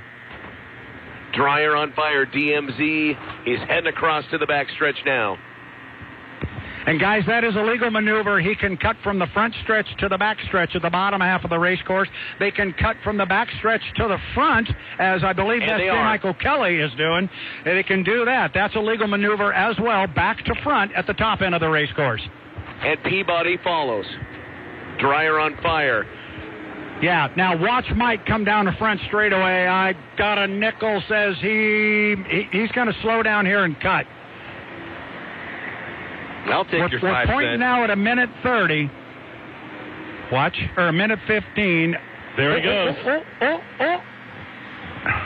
Mike goes back to the Dryer on fire infield. Brad, can he turn in the center of the infield like that? I have a course map. It's downstairs. 2 minutes. As soon as he started to go, I went, and Mike's down. Mike is down. He's lost power. Big puff of smoke. Come on, Mikey. Got to pick it up. He's got power. Here he comes. There he goes. And again, this is our new start procedure. That would have cost him an 80-mile-per-hour violation a year ago. It's a legal maneuver now, but he's still struggling up the back chute. Now he's got it up and running. Here comes Mikey. You got him. Michael, coming up on a minute 15 is the score up. And J. Michael Kelly will be in lane number 1 on the inside. And yes, that was a legal cut through the DMZ made by J. Michael Kelly through the Dryer on fire infield. 115 mark. Map, Brad. Yeah, J. I Michael checked him Kelly out in 1, too. He's Peabody good. in 2. Peabody in 2, Eccles in 3, Vilwalk in 4 as they come down the front stretch. And they were all good at the score-up line at start-finish. 1 minute. Yeah. Yeah, they're coming down here to the bottom end of the race course. I like where they are. A legal score up. Now, they can still change lanes here, but it requires a 5-boat length overlap before you can do it. And I don't know that anybody's going to be able to leapfrog and do that. They may very well just wind up sitting in the lanes they are in. Now they commit to those lanes at the top end of the course, and Dustin Eccles has slowed down. He will catch up with the field, but it's Kelly in 1. It's Peabody in 2. I think Eccles will go 3. Villwock on the outside. Inside 30 seconds, Mike. And they come up the backstretch. We're at 20 seconds to the start of Heat 1A from Par Lumber. J. Michael Kelly, lane number 1. Peabody in 2, the Strong Racing teammates. Then in lane 3, the Flavor Pack with Eccles on the outside. Miss Apollo, the 27, with Dave Villwock. They're not going to get to the line in time. This will be a clean start. And the 2 boats on the inside at 0 cross the start-finish line. It's a clean start. Boat speed on the outside, though, with Villwock, who's going to challenge in lane number 4. But we've got 4 boats heading into DQ Grill and Chill turn number 1. And I tell you what, it's dead even as they get down here to 1. It was Peabody and 2. Kelly on the inside. AJ right in front of you. Peabody's taking a slight lead as he takes just over turn 2. Kelly on the inside in second place. Then, of course, Villwock on the outside trying to catch Eccles. Looks like Eccles still has third, but Dave is catching him really quick on the outside. Yeah, watch Villwock gain ground on Eccles. Now let's go back to the race leaders. J. Michael Kelly on the inside. He's going to have a shorter course around to the exit pin to Buffalo Brothers turn number 4. But Peabody had smoother water on the outside, able to keep boat speed across the start-finish line at the end of lap number 1. It's a half a rooster tail lead right now for Peabody, heading down the front stretch.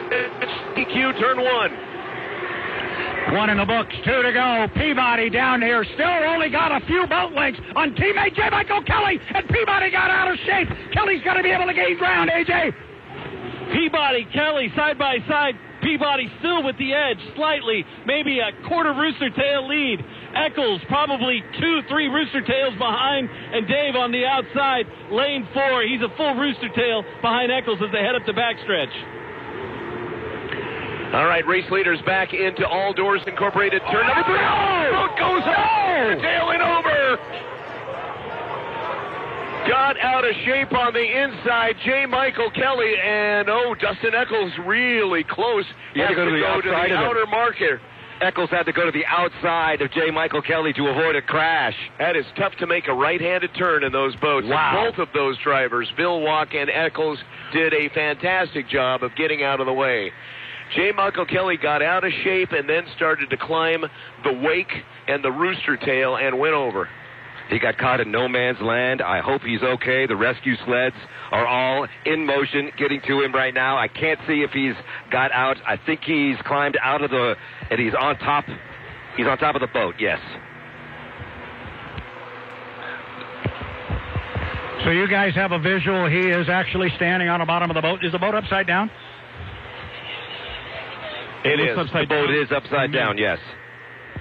And he is standing on the bottom of the boat. I see 3 people standing on the deck of the boat. I'm assuming one of them is J. Michael Kelly. Does any of them have a helmet? What do you see? What do you see, Mike? Not just yet. I'm not going to say anything about what we see just yet because we're not quite clear as to who is standing on the deck. Mike's got a pair of the binoculars on the deck of the boat. He's trying to get a visual confirmation about this. It looks like they're trying to extricate him from the hatch at this time. So but what again, I saw difficult to see from our angle, and the light is just not that good to actually see. But the rescue crews arrived so quickly, and you know we often talk about how they train relentlessly, and this is the reason why they put in so many hours for training. Absolutely. Just this type of situation. There's a lot of people tending to that boat right now. Rather a dramatic flip right in that all-doors Buffalo Brothers apex of the top end turn.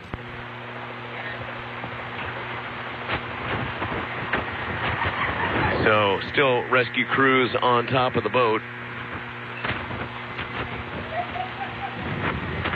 as Heat 1A has come to a early close after J. Michael Kelly. Obviously, J. Michael Kelly's Electric has flipped. Health is the number one priority. On something like this, since it was on the last lap of the race, how does this go down now? Well, they'll have to complete the race at another time. It does appear as if they have J. Michael out, and they have put him into the rescue boat on a stretcher, and they are now pushing away and will take him back to the Neil F. Lamson pits. As a matter of protocol, he will go to a local hospital and be checked out. Damage to the boat, obviously it's upside down, and we'll await the towboat. There's quite a bit of debris from the boat itself. You can see the cowling floating down stream here at the Columbia River course.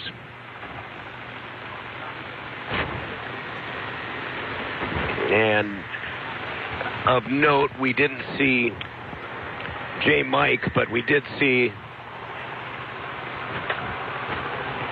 thoughts and prayers right now with all the friends and family for the crews involved in this.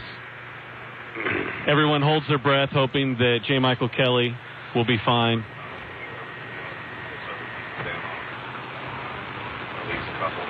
The rescue sleds and the first responders got there so quickly. One of them was standing on the boat, and erroneously, I thought that was J. Michael Kelly who had gotten out. Again, props to the rescue crews who got there so quickly. They know their job, and they do it well. And long ride back to the Lamson pits and the boat launch area. Ambulance is staged in that area, and again, as a matter of protocol, a driver can't waive off a safety check. This is mandatory that they go to the hospital. Now the crews have to gather debris out of the water and then reopen the course, right? Red flag on the course right now. And the other boats that cut power and got out of the way very quickly, Eccles and Vilwalk, with a masterful job of getting out of the way, will have to relight their turbines and head back to the pits. This race will be rerun.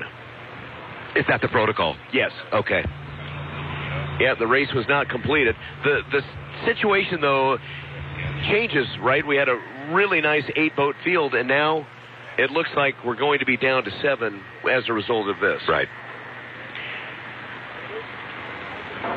And Brad Luce down in the pits, I don't know if you're hearing any kind of chatter on the radio about what happened or what is happening. Have any updates for us?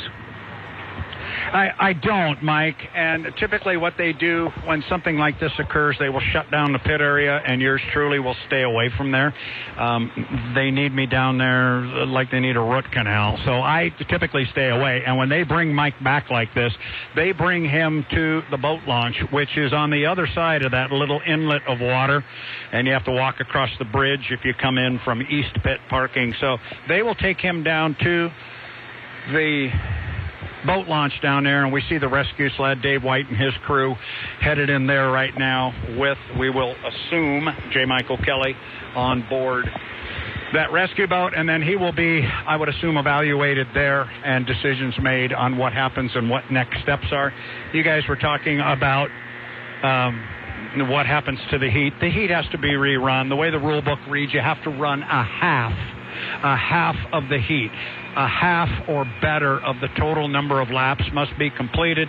By my count, they were coming down to pick up a white flag to finish lap number 2.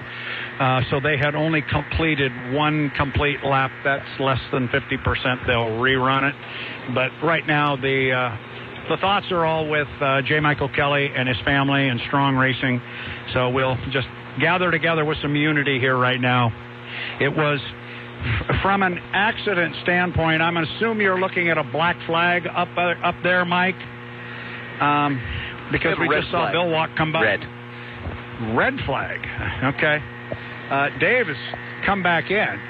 Our other two boats are still sitting in the water. Typically, a black flag means return to the pit area. Red flag means shut it down.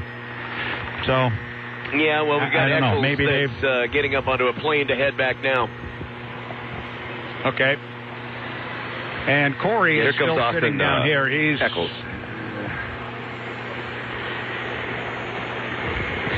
Mike, do you see any more debris in the river, or did they get that cleaned up? They've cleaned up quite a bit of the debris, and they're kind of chasing the cowling down right now. I see that in front, right. So they're fishing out as much of the debris as possible. Yeah, you know, I thought... So Dave is back to the dock now. Here comes Corey. Here comes Dustin. He will come back. From the standpoint of an accident and what we saw, of course, it happened at a point on the race course just about as far away from my vantage point as you could get. It looked to me, and I haven't seen a replay or anything on it, but it looked to me like Mike somehow got into Corey's rooster tail and picked up the right side of the boat. He certainly hung there for a long time, and I think he was trying to ride it and bring it back down. Yeah, I thought he picked it back down, yeah. He did. And I've always said when that happens, or sometimes you get a very dramatic blowover and the boat goes so far up in the air, I always say the higher you go, the better. The more you can lay in that rooster tail, the better, because the entire time your boat is off the water, you are slowing down, and that's going to slow down your re-entry into the water. But we won't speculate on anything. That's just a little bit about what I saw. Actually, Michael, you and Kurt were much closer to it up there. He was sure hanging in the air for a long time. What I thought was fascinating was he was on a part of the race course where we have no idea what's going on, and we wish him nothing but the best. But where the accident occurred on the course would have been in the problem area, why we had to modify the course to begin with. That's exactly right. They did the right call shortening this race course because of the water conditions and how shallow it is farther upstream. That's exactly where that, problem was. Incident happened, water. Right. So, again, safety was the prudent move, and the irony is not lost that that's the exact area of the course that they were concerned about, and that's where the accident happened. I hope so he's again, okay. The rescue crews, 610 KONA, Kennewick, Richland, Pasco, are working to recover as much of the boat debris. Again, the boat's upside down. It looks like they've recovered the cowling and some of the other larger pieces. They're around scooping up with the rescue sleds, and will take the rest of the boat down to the lamps the lamps and pits, right? Because they want to get a crane on that, turn it upright, and then get it out of the water, right, Brad?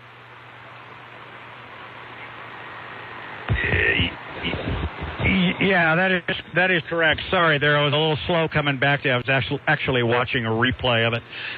We've got it here on a cell phone, and he did hang the right. So tell us what you saw in the replay. I think he got in a rooster tail. That's what picked him up, and he picked up the right spots and got in Corey's rooster tail for sure. And then once he cleared and went through, the boat kind of cartwheeled and came down on its nose, and then kind of cartwheeled and hydraulicked back into the water. It didn't look like a whole lot of fun to me. Pretty violent the way he came in. You'd like him to if he's going to go up the rooster tail to come. Doesn't look very. You see it kind of from a drone shot. Yeah. No.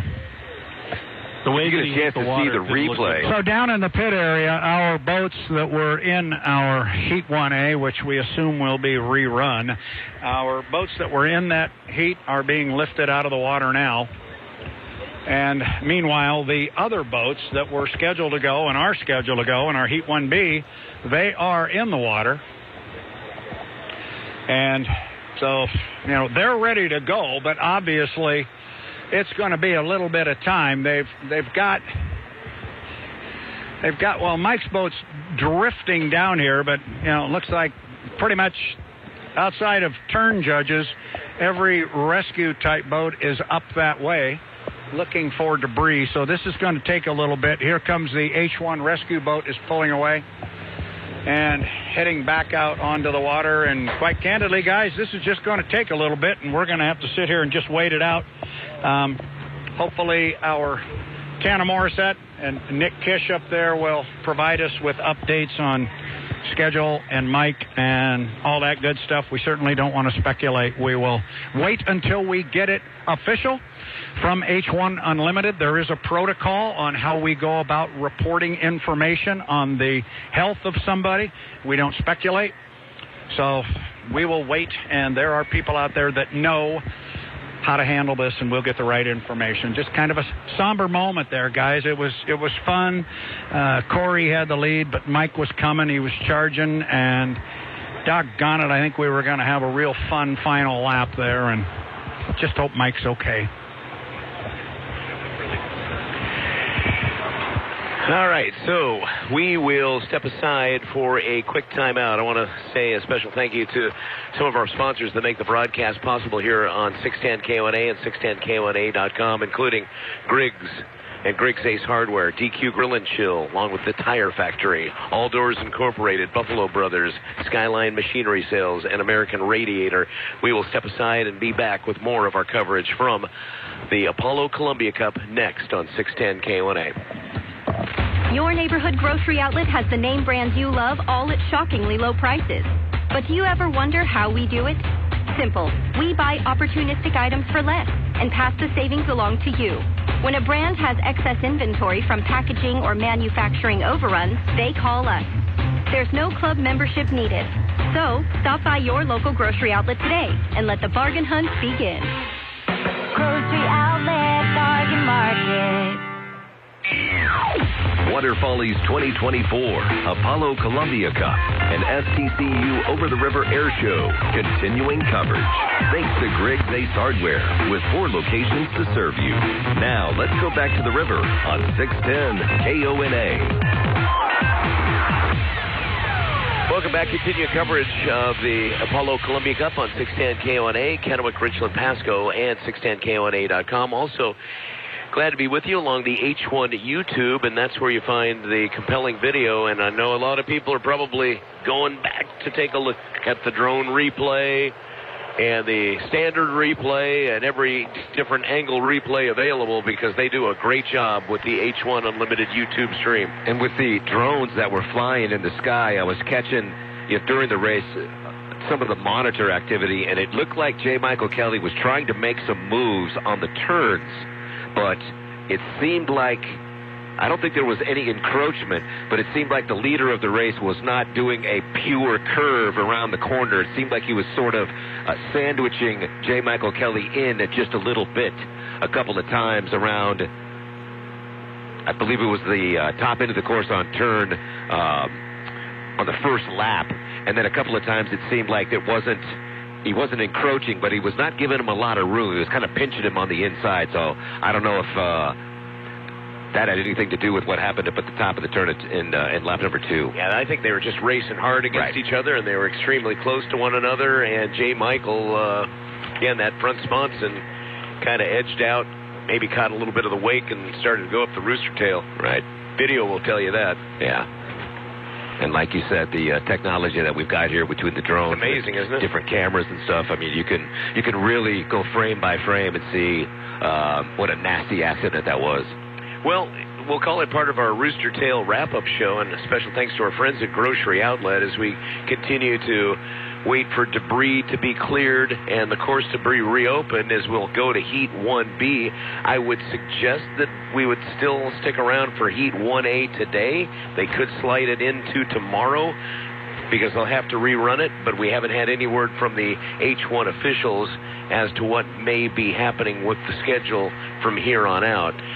The boat right now, as we watch the upside down Beacon boat head back to the pits. Beacon Electric U1, J. Michael Kelly's boat upside down, is about halfway. It's right near the entrance pin to DQ Turn 1. Headed towards the lamps and pits now. Like Brad said, we're just going to have to be patient and wait this out. The debris out of the course field. And again, our thoughts and prayers with J. Michael Kelly and his family. Oh, they're all here. We saw them at the Speed and Feed barbecue last night. And that, that's the thing about this event. And we call it a family reunion. Well, in many respects it is. Because this is where their kids grow up. Right. And their kids begin to race. And it really is an annual event that these families look forward to, and we share with them that excitement and camaraderie when they're here. It's a cross-generational type of thing. Happy to be a part of it. This is all part of the dangerous sport of racing. Thrilling for the fans. Just hope he's going to be okay.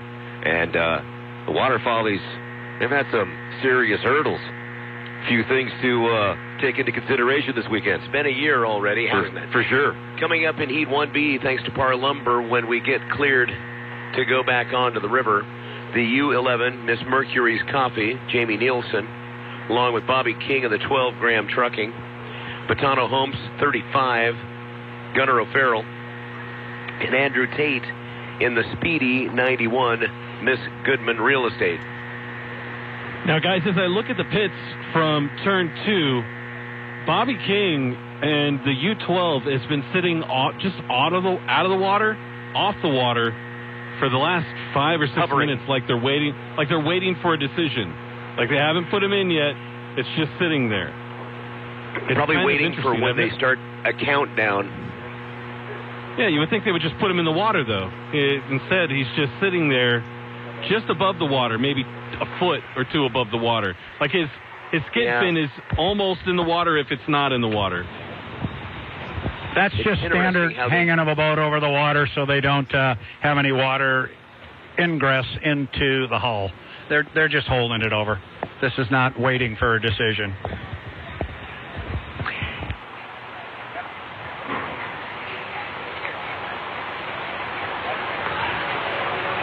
So the crowd along the Columbia River, both sides, waiting to see what happens next as we have the black flag out on the course. Obviously, the rescue boats were out picking up debris. They're taking that back to the Lamson pit area now. A lot of the H1 officials are actually down from the upper level, and many of them are on radios and phones talking about what occurs next. All 4 boats are now in the water. So maybe we're getting some movement in that direction, but still those rescue sleds, AJ, they're out of position that have left this end of the course for debris collection and retrieval. It's all part of the process.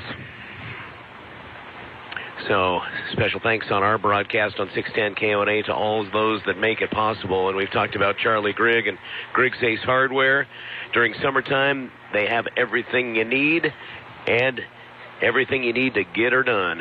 Great selection of mowers, power equipment, fertilizers, grass seeds, sprinklers, and hoses. And after the work's done, you have to see their great barbecues and smokers. That's Grigg's Ace Hardware. DQ Grill and Chill. The new Blizzard flavors are out. And, Kurt, you've had the Picnic Peach Cobbler. It's so scrumptious. And make sure they turn your Blizzard upside down. Just to make sure. Because you don't want a runny Blizzard. That's not how DQ rolls. No. Scrumdiddlyicious. Love it. Happy tastes good. Other flavors include the salted caramel truffle, or maybe you want the peanut butter cookie dough party, cotton candy, or ultimate cookie. I didn't know that cookie dough partied. Wow. I guess you're hanging out with the wrong cookie dough. Yeah, Nestle, you're on the shelf, man. I'm going to DQ. Nestle is not providing satisfaction, so DQ, baby. Love it. They got a couple of grill and chills on my radar. Much to Mike's chagrin. It's just dessert, Mike. You can have dessert first. It's okay. Also, thanks to Tire Factory. They're well balanced and aligned, unlike some of my fellow broadcasters. That was deserved. That was very well deserved, and an excellent riff. Keeping you rolling with 6 months same as cash. Tire Factory credit card. Yep, tire service, repair, trust what you love. Tire Factory. Richland, Moses Lake, Pasco, TireFactoryTC.com. All Doors Incorporated. Well, the door closed on the racing weekend, it looks like, in turn number 3. Wow, talk about 3 doors down. And Waiting for those updates on the health and well-being of our driver, J. Michael Kelly. All Doors Incorporated, 40 years. They're trusted by area hospitals, supermarkets, medical clinics, banks, hotels for their automatic entry systems that are vital to their operation. That's advanced. It's been the right call for 40 years. All Doors Incorporated, 509-547-2158. Also, thanks to our Hydro fans in turn number 4, the Buffalo Brothers, the best. Pit reporter Brad Luce, thanks to American Radiator. You know, the DPF DOC work that they do to keep truckers on the road efficiently, economically, because let's face it, the inputs for trucking have gone up exponentially. Yeah, it's kind of shocking, really. Tires, fuel, all the rest.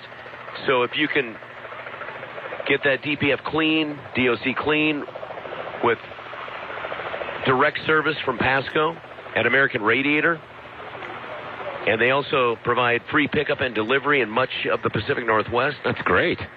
Find out all the details at AmericanRadiator.com. Also working into the Coeur d'Alene and Spokane, western Montana region as well. Now down towards Boise and Meridian. DMZ, Dryer on Fire. That's the infield, as the rescue boats look like they may be returning up to their location at the west end of the course. And that would mean perhaps we'll be on a clock soon for Heat 1B, thanks to Par Lumber. Dryer on Fire. We cover the DMZ, the infield.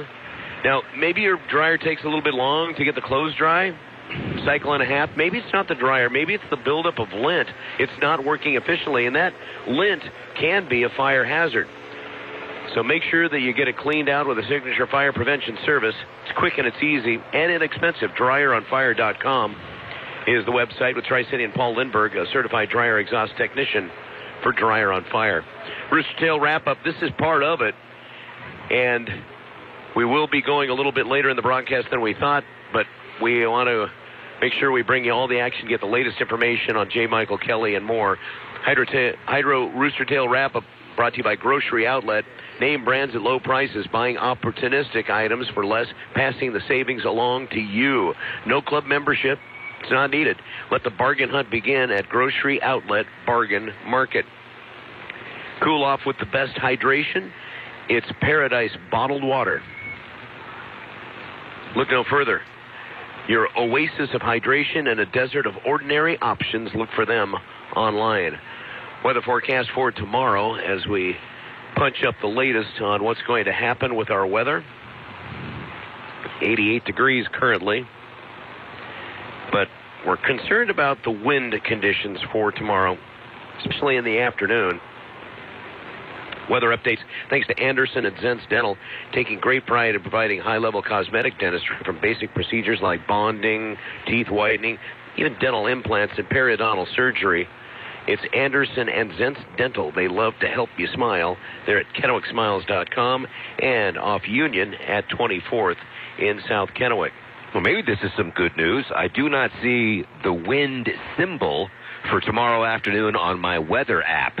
When there's going to be gusty winds, there will usually be like the blow type of symbol. I do not see that at all for tomorrow afternoon's forecast. Again, it's just an app. It's just a symbol, but I'm trying to find nuggets of good news because we don't want the winds to pick up because 18 miles an hour, that's like the threshold where, it's just dangerous to go racing. So let's hope that we can keep the winds calm. Tomorrow's high 92, winds 10 to 20. 10 to 20? Yeah. 10 to 20. Well, yeah. We'll see. We'll be here. We'll be here for sure. Gusts possible around 25 miles an hour is what I'm seeing. Well, that's going to be close. Yep. That'll be close. We'll be here to cover it for sure. Also, thanks to our friends at Golf Universe on Edison across from Kamiagan High School, GolfUniverseTC.com with the Sam Putt Lab. They can analyze your putting stroke and either make adjustments to your putter or the way you putt, or find you the putter that might work better. That's another client that I need to go see. That's my list of 3 clients during this boat race weekend that I will frequently. Over to you when we're done. Can I make a copy of that, please? Because I'm going to visit all of these sponsors because they can all do something for me. Everything in the world of golf is at Golf Universe. And Canyon Lakes Golf Course under new ownership now, and they have new membership packages that will be coming out soon. And for non-members, look for more open play opportunities coming to the highest-rated course in Tri-Cities. Why play the rest when you can play the best? Canyon Lakes Golf Course. Love that track. North Star Hot Seat with attachments to aid your cleanup, the turbo nozzle, telescopic wand, and more. North Star Hot Seat Cleaning Solutions with their hot water pressure washers, cold water pressure washers, and great people that really take the time to show you the difference that Hot Seat can make in your cleaning solutions. Coleman Oil. Their tradition began in 1953, Craigmont, Idaho. Fuel and oil distributor with Chevron. From North Idaho to Southeast Washington and Northeast Oregon, the Coleman team with lubrication and fueling solutions, including their CFN card lock for secure fueling. And for companies that want to keep track of how that fueling works, you can even get push notifications when it's being used. You can have restrictions on cards for weekdays instead of weekends. It's just a more secure way to make sure that your fleet card is being used responsibly when it comes to fuel. Yeah, the gas card is a bastion of temptation, if you know what I mean. ColemanOil.com. They'll help. Track it. Horn Rapids RV, local family-owned dealer. Service is before the sale. Horn Rapids RV is your lightweight, low-price leader. Also, thanks to our friends at Legends Hotel and Casino. Great place to stay and play. Great entertainment, too, at Legends in Toppenish. Skyline Machinery Sales with the XCMG excavators, rollers, loaders, graders. Superior warranty with the XCMG. And great service after the sale. That's Skyline Machinery Sales, Oregon Avenue, Pasco, SkylineMachinery.com. I've always wanted to do an excavator. Have you ever done one of those? Nope. It looks fun. But it also looks like if you go in the wrong spot, you're in big trouble. What do you mean I wasn't supposed to take that down? You know, that's a manly thing. To be able to be behind an excavator controls, that's a bucket list thing for me. I'm going to have to, again, give me a copy of the book, Mike. I got some stuff to do once Bull Race weekend is over. I got to visit these clients. This is talking to me here. And no. You know, all you need, Kurt, is a phone. I got to ask. Okay. Because you can call a professional. Lord knows I could use that help. Well done, sir. Also, thanks to Columbia Basin Paper and Supply, delivering your janitorial supply closet. They'll fill it up for you. That's all you need is a phone. 509-547-3141 for your paper and janitorial supply needs. Or you can stop by and visit the friendly experts at 515 West Columbia Street, Pasco. Washington Hardware, downtown Kennewick, welcoming race fans as the Hydros return to the Columbia. For decades, they've helped Tri-Citians build their lives. New hours, Monday through Friday, 8:30 till noon. They have a great selection of barbecues down there, too. That's where we got our Weber. It's assembled, and they brought it to the house. Assembled and delivered? Yes, also thanks to Warner RV. They're at the Auto Lot off 395 in Southridge since 1995 with new Keystone Outback and Keystone Hideouts in stock. Great reviews, great selection, great people, too. And they have great service. Bill has mobile service that can come to you so you don't have to hook up your trailer and tow it down. They'll come fix it right where you're at. That is service personified. I love it. Also, new financing options with extended terms to lower your payments. It's Warner RV. You know what you don't see much anymore? WarnerRV.fun is the website. That's an interesting domain deal. No, I'm just thinking about all the clients and all of the local dollars that are poured into this event, the sponsors, the volunteers. It's amazing. No matter what the volunteer has volunteered for, they're the best volunteer that they can be. Whether it's the rescue sleds, where it's the people manning, the hospitality tents, making sure people's wristbands are. Everybody has got a job, and everybody does their job so very well. There's a reason why this race course wins year in and year out, best in show, so to speak, because we know how to take care of business. Even when something goes south, then we're good.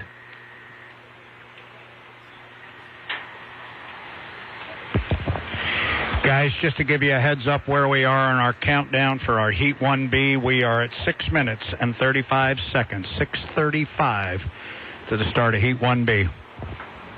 And no word on anything medical or anything else down in the pits, Brad? No, I am monitoring with H1 personnel and our crisis response team.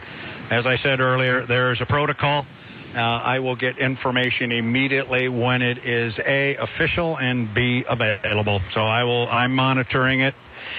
Not right now because we've got boats coming on the water, but I'm staying in touch with folks. 1 to the 5. 1 to the 5. We have the 1 to the 5. Any word on whether Heat 1A will be rerun today, or are they going to push that back to tomorrow? Anybody got a word on that? Not yet from my end. Well, you'll probably be the first to know, and I'm sure you'll let us know. I will. As soon as I know something, I'm sure H1 officials will sit with Water Follies officials, and they will figure that part out. Go ahead, Michael. Yes, again, setting up Heat 1B from Par Lumber. 12, Graham Trucking, Bobby King. 11, Miss Mercury's Coffee, Jamie Nilsson. The 35, Batana Homes with Gunnar O'Farrell. And the 91, Andrew Tate, Miss Goodman, real estate, part of the Miss Madison racing team. And we should be very close to the hydroplanes leaving the dock.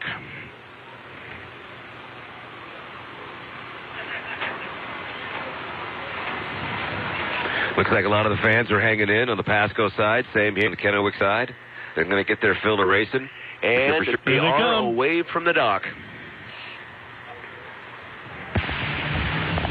Looks like Andrew Tate's going to kick out with the most momentum and come away first. Going to come with Bobby King, though, right alongside. They're coming right to you, AJ, and as I say that, it looks like Bobby King gives it a squirt. He and Andrew are coming pretty hard, bringing Jamie Nielsen with them. Yeah, it looks like they're fighting for position. King really came off this corner fast. He's really looking to try and go it over and take lane 1, but Andrew's staying right in there. He can't get quite over. And inside. Yeah, this is part of your start procedure right here. These guys are jockeying for position here. Clearly, Bobby King came out of there with an intention of moving over in front of Andrew, and Andrew is not going to let that happen. The two of them ran hard down the backstretch, and we're still coming up, well, just now on 4 minutes. 4 minutes to the start, guys. Yes, and Andrew Tate was coming through at a pretty good clip around that top end turn and really had to back out of the throttle as he was swinging out a little bit wide. And right there was the 12 Graham Trucking with King, and that was a little bit of a close call. All right, we're going to go to the Dryer on Fire DMZ. Mercury's Coffee with Jamie Nielsen goes front to back. Will Boitano Homes follow with O'Farrell? No. With the way that Nielsen has been starting races, I'd be on his outside. I'd be following what he's doing. He's had good timing marks all season. We just got to get him a little faster in the straightaway so we can get that win. Yeah, well, he can move over on Andrew now if he wants. He can move to the inside. He's clearly got 5 boat lengths on him, so he got what he wanted. Now we start watching the clock here for a minute 15 seconds. We're inside 3 minutes. Seems like so long ago, but the start of Heat 1A, a couple of drivers timed the marks really, really good. Got to the start-finish line within a half a boat length of each other right as the clock went down to 0. So that first timed start in Heat 1A was outstanding for at least a couple of the boats. We'll see if their marks and their calculus fits in this run in Heat 1B. Down at Tire Factory turn number 2. And AJ with Mercury's Coffee, Jamie Nielsen right at you. Nielsen and King. Nielsen on the inside, King on the outside. They're just cruising, getting their positions. Watching Andrew come up behind lane 3, and then, of course, Gunnar O'Farrell. He's really got some speed. He may try and pass. Yeah, well, no, he slowed down. He's going to sit right next to Andrew and just kind of cruise down the backstretch. Must not have enough time to try and get out in front of him. Well, and then you've got the traffic up in front, too. So, your 2 lead boats are going to go up to the top end of the race course and they can go slow up there. They're below 80 miles an hour right now. Again, that's legal. They're just going to come down. We're at $140 right now, $144, and they've got to be behind start-finish line at 115, Mike. So lane 1, Nielsen, lane 2, King, lane 3 is going to be Tate, and then on the outside, O'Farrell. 125. So still a little bit of time to work around the exit pin of our turn number. There's the 115. Everybody's legal. So there's your score up. Everybody's just fine. Now watch, is Andrew Tate going to try to jump over? Looks like lane 1. Bobby King may have tried to move into lane 1. Not quite sure until they get around the backside and start getting together for our start here at 55 seconds. It was King who got... King got passed by Andrew Tate coming down the front straightaway. So Andrew can move into 2 if he wants. I think that's what he's going to do right in front of you, AJ. Yeah. I think it's going to be King moving into 3. Yeah, we got Nielsen in 1, Andrew in 2, King in 3, and then Gunnar O'Farrell in 4 on the outside. They're both all 4 just cruising down 30 the seconds backstretch right now. They should hit it about now. They're a ways out. Jamie Nielsen in lane number 1. 20 seconds. Yeah, they better start walking on it now if they want to get it.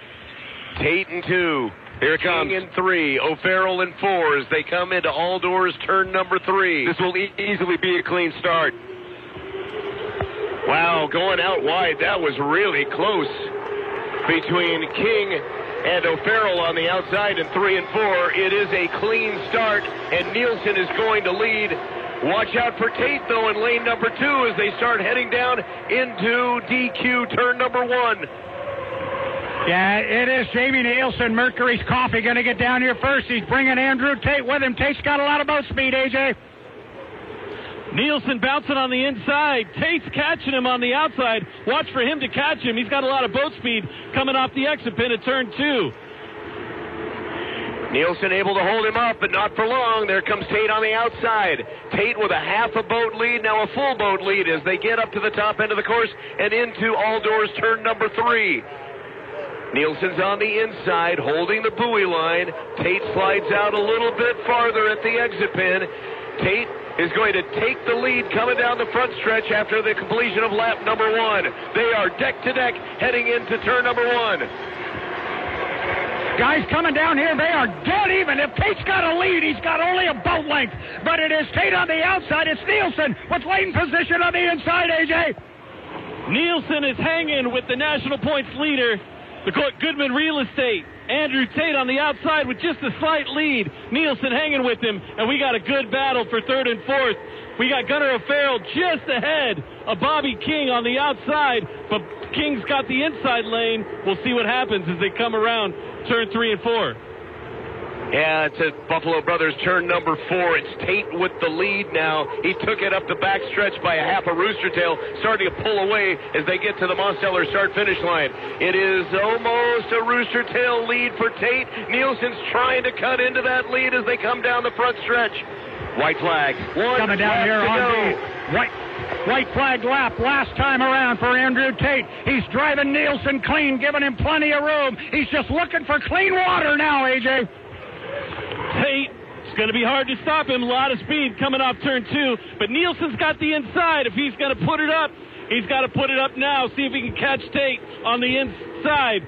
Gunnar O'Farrell just ahead of Bobby King as they cross turn 2 up the backstretch. Yeah, watch that race for 3rd place as they come up the backstretch. King on the inside, O'Farrell on the outside. Race leader, top of the course, Andrew Tate, 91, Goodman's Real Estate. Miss Madison Racing Team across the start-finish line with a checkered flag, and a 2nd place goes to Nielsen, Mercury's Copy. Now the battle for 3rd. Off the exit pin, turn number 4, it's dead even. O'Farrell on the outside is going to edge Bobby King. Gunnar O'Farrell takes 3rd. That's boat racing, ladies and gentlemen. What a race. What a race. That was a good one. With Tate holding that boat speed on the outside, that's almost like something to the field, like, hey, watch me win a race from one of the outside lanes. He could have, over the course of the race, segued back into lane number 1, but he was riding fine on the outside part of the water, finding the clean water out there and carrying his boat speed all throughout the course, never slid over. So that's something to remember. He can win and pass on the outside. He's got that kind of boat speed and that kind of moxie to get it done. So it looks like Mr. Tate's got the boat to beat. More to come. And Kurt, when you have a Miss Madison racing team, you have that kind of moxie because you know your boat can do it. Exactly right. AJ, you were saying? And that's not the first time this season that he's won a race from not in lane 1. He's done it a couple times already this season. So that's not a surprise. He's got a lot of boat speed. And when you got a lot of boat speed, you can really take it out of that corner. And you saw him take advantage of that boat speed on both the backstretch and the front stretch out of the corners. He's such an accomplished driver as well. I mean, the water, when you're swinging out wide, to be able to, dig in that skid fin and make sure that you carve a nice corner. He's a world-class driver in a world-class boat, and he just doesn't make mistakes. He's such a good driver on such a good team that, it's going to take a really good setup to try to challenge that ride over the course of the rest of this weekend. It's fun to watch for sure. I know Brad Luce is our American Radiator pit reporter, heading down to see if we can get some reaction from the race winner, Andrew Tate, and I can hear him down in the pits. Yeah, that's me, and you're hearing Mercury's Coffee.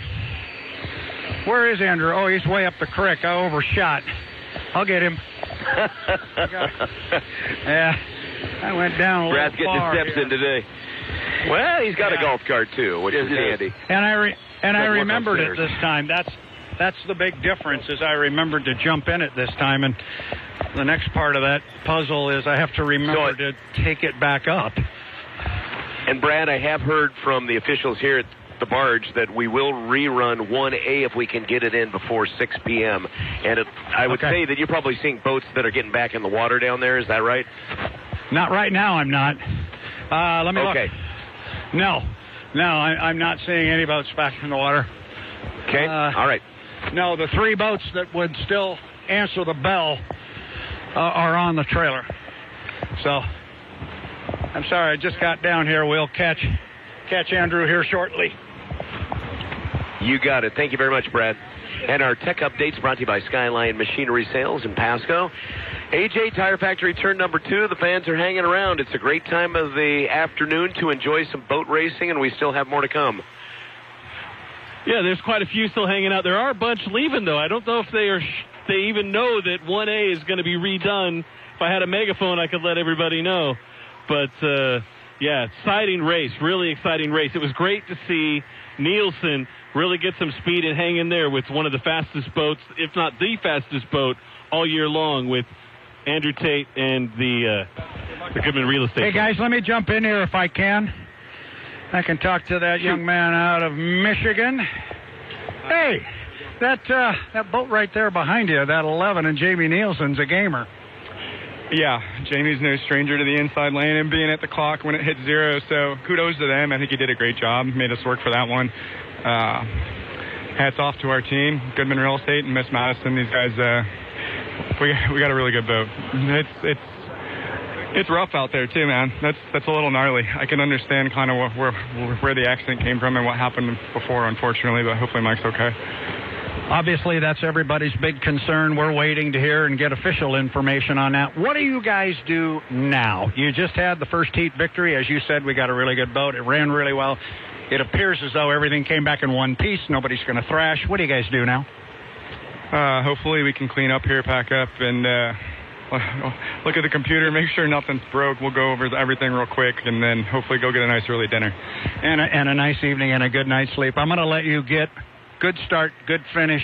Thanks for taking the time to stop by. We'll be chatting tomorrow. And like you said, let's hope everything's okay. You got it. Thanks, Brad. All right. Thank you. Andrew Tate, even in victory of a heat, he is anxious to find out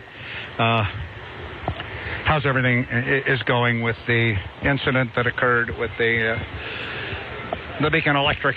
So that's what's going on down here. Now, Mike, I do have boats being dropped in the water for our rerun of our Heat 1A. I don't have any indication of what a time will be on that, but I will have one. Have one shortly here. As I look down, one of our 3 boats is in the water. Sure. Let him talk there. Well, no. Go ahead. I can gab. They'll wait for me. Well, I just started my little discussion with Andrew Tate by saying that Jamie Nielsen's a gamer. He gave it a heck of an effort. Oh, yeah, we gave it all we had, and, we do that every time. U11, Miss Mercury's Coffee, we're going to go out there and fight as hard as we can every single heat, so I think that's no secret to everyone, and we showed it right there. Have you noticed how well I walk backwards? It's impressive. I'm just hoping I don't get wet here. No, the boat seemed like it really responded. The start procedure, tight course, still worked for you. Jamie Nielsen's got a knack for getting that inside lane. Well, this course is a little tricky, so we're definitely still learning it. But, each run out there, whether it's testing or a heat, I get more comfortable, figure out a few more things, and looking forward to Sunday afternoon and running this U11 Miss Mercury's Coffee for all it's worth. I'm going to ask you one last question, the same thing I asked Andrew Tate. All right, you got a totally intact race boat. You got second place points. Everything's good. What do you guys do now? Well, that was mission accomplished for Heat 1. So we achieved our goal there to put good points in the bank and bring the boat back in one piece. So now we go in the truck, we look at data, and the endless journey of finding more speed. The endless journey. And you have a nice dinner, get a good night's sleep. We come back and do it again. Oh, for sure. Jamie, I appreciate it very much. Congratulations on a good race and a good finish. Hey, thank you very much. You bet. Thank you. I'll send it back up to you, Michael, on start finish here with Jamie Nielsen in the U11 Mercury. Thank you, Brad. We did receive some official news, and it is good news. This is official news from H1.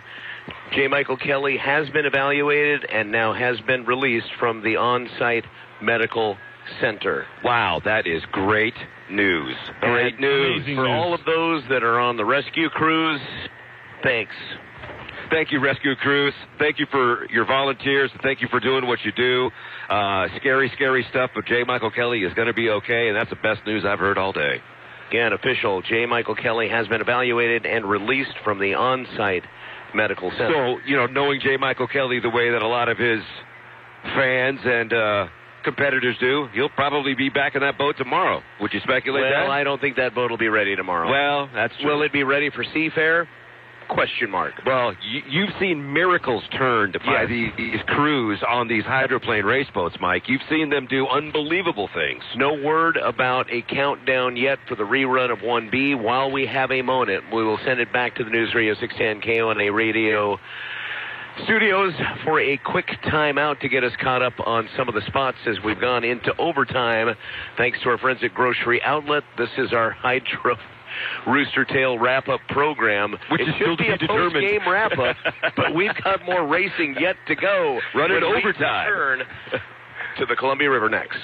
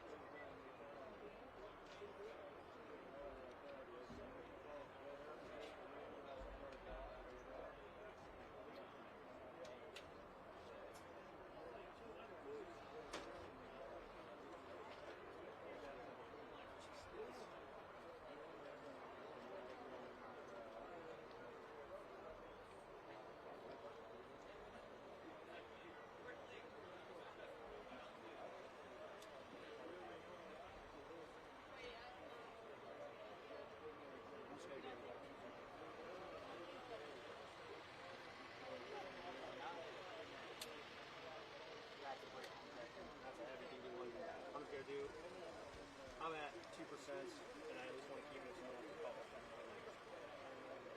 I can fast charge it. Blows up. Starts smoking. Yeah, no. I don't know what happened. I just saw it. Just started to catch on fire.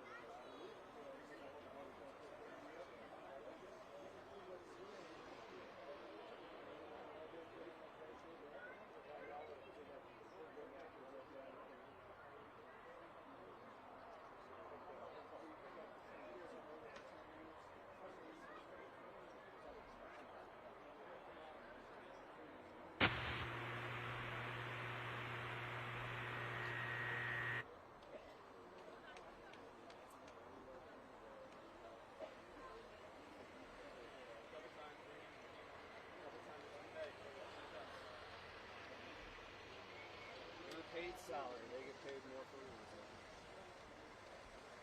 Guys retired from like 15 different jobs.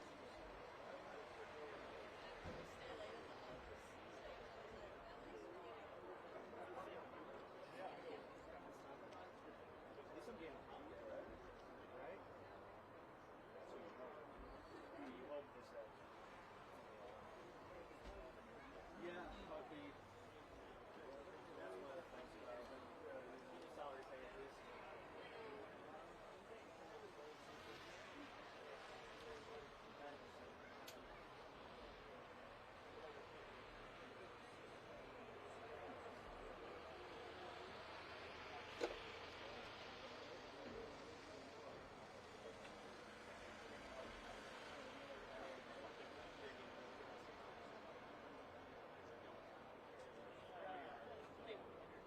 Check.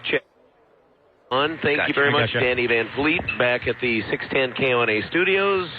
Appreciate that as we momentarily lost our connection with the studios, but we are back with you as we get down to 5 minutes and 10 seconds to the rerun of 1A. It will be a 3-boat heat after we lost J. Michael Kelly's U1 Beacon Electric with a dramatic flip in between turns 3 and 4 in our four-corner super speedway. Yeah, I'm still kind of recovering from that. That was we all are. Really, the good news was he was evaluated, released from the medical center. Okay. Anytime there is something like that, there is a collective gasp on both sides of the river when there's a blowover like that. Down to Brad Luce in the pits. Bradley? Yeah, guys, I just sorry, I just got back up on top of the tower. 1, 2, 3 boats are supposed to go here in our rerun of Heat 1A. And 1, 2, 3 boats are away from the dock. You got the Flavor Pack 40 right in front of AJ. Here comes Corey Peabody on the outside in the white boat, Beacon Plumbing. Dave Villwalk in the all blue, red, white, and blue Miss Apollo on the inside. AJ, got him right in front of you. Yeah, if Eccles learned anything from seeing the first race, he was out quick, got that first position. He wants to lead all the way through so he can gain lane 1 and hopefully a win today. We didn't talk much about Dave Villwalk in Heat 1A before the accident. He's just not been a factor at all with this new boat. So is that a little surprising that Dave wasn't showing up, or just kind of the nature of the sport and, to try to get the boat set up right? What are you guys' thoughts on that? Couple of boats coming down here pretty hard right now as Corey Peabody was thinking he might leapfrog Dustin Eccles. As far as Dave Villwalk, that's a brand new boat. You don't want to do anything stupid with it. You're taking small baby steps with it. I would expect that's what you're going to see him do the rest of the weekend. Now watch Corey and watch Dustin as they come up the backstretch, because these guys are picking them up and laying them down. But look at this.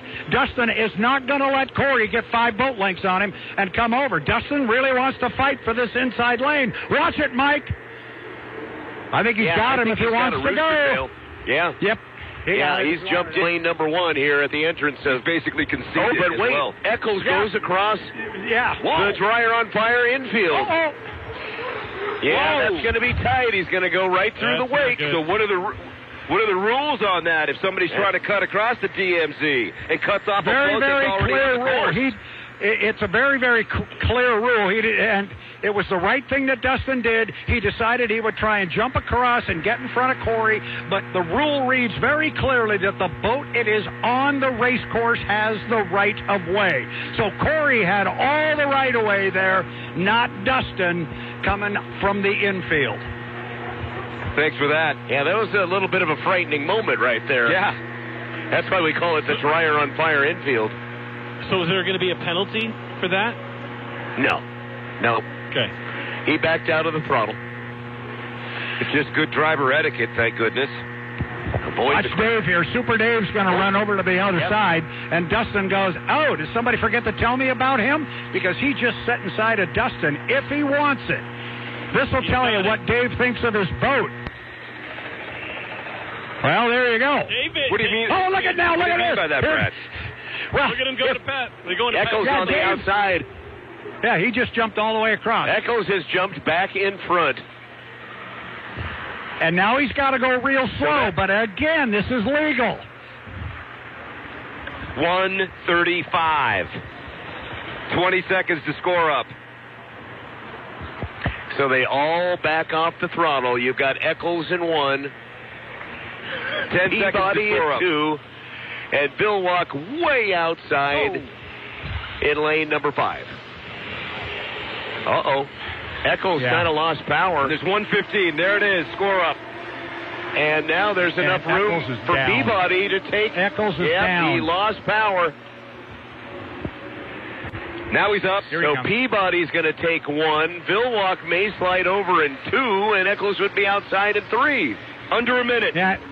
And I made the comment that we'd find out what Dave really thinks of his boat if he'd have hugged close into the inside lane. We'll see what he does now. Does he leave a door open for Dustin Eccles to go between boats, or does he say, I'm going to plant this thing in lane 2? AJ, watch it. Yeah, I'm going to watch for Eccles to keep it on the gas and see if he can just really hit some speed. But it looks like he's going to catch him before that as he comes up 30 the seconds. Villwalk is given plenty of room in between the two boats, it appears from here. Hit it, Eccles. 20 seconds. Yeah, he should hit it. Should just keep going. Eccles is in 2. If he punches it right now, it'll be a clean start. Go. 10 seconds as they hit the apex top end turn. Peabody in 1, Eccles in 2, Villwalk in 3. Villwalk's got the boat speed on the outside, and he's going to time it nearly perfect. He did. He nailed the start.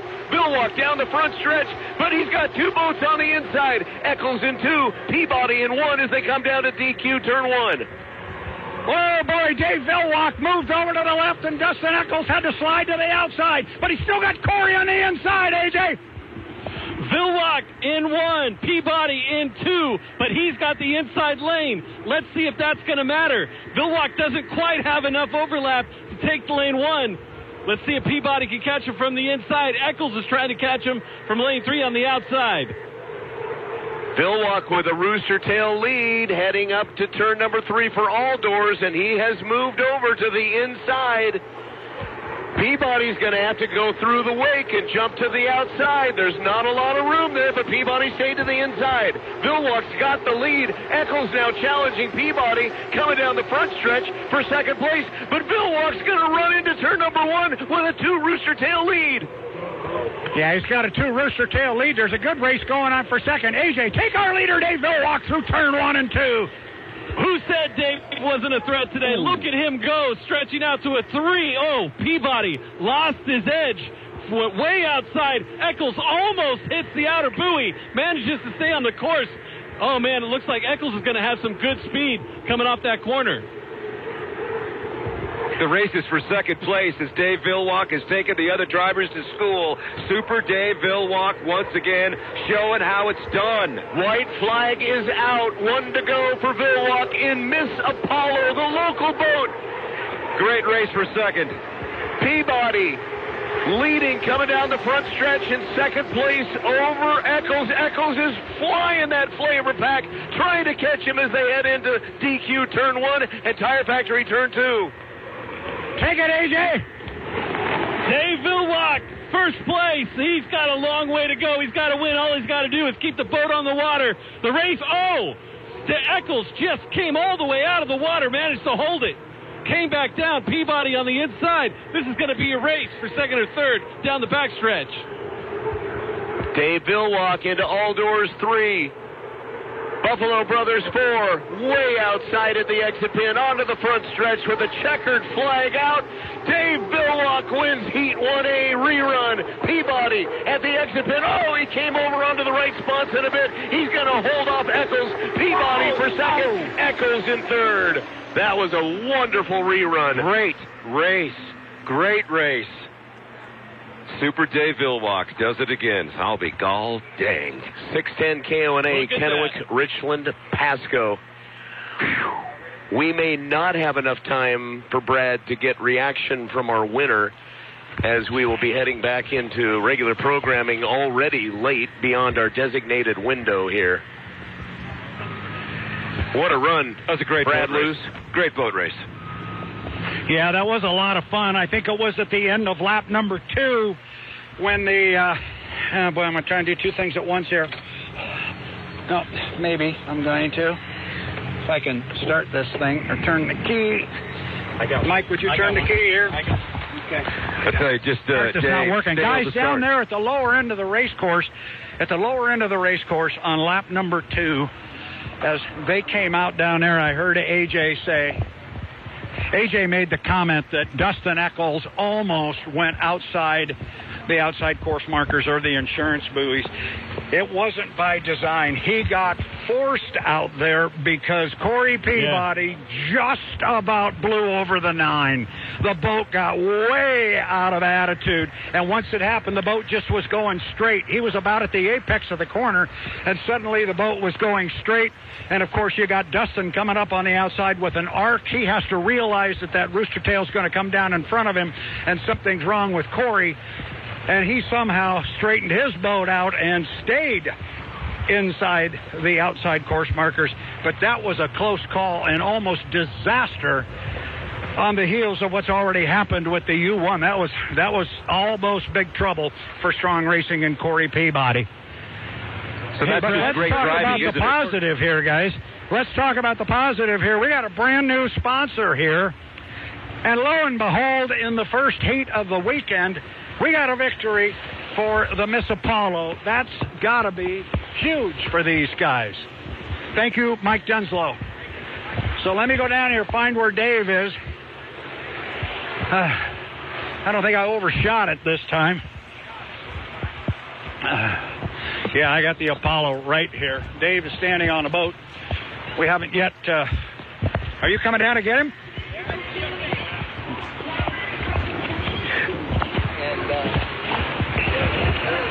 So Dave is American Radiator pit reporter Brad Luce getting ready to talk to Dave Villwock, winner of Heat 1A in the rerun after the flip for J. Michael Kelly in the original race. And the good news was he was released from the on-site care center after evaluation.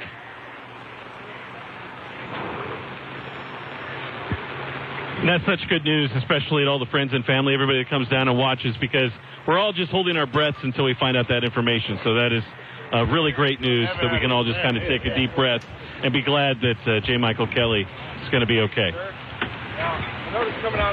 Agreed.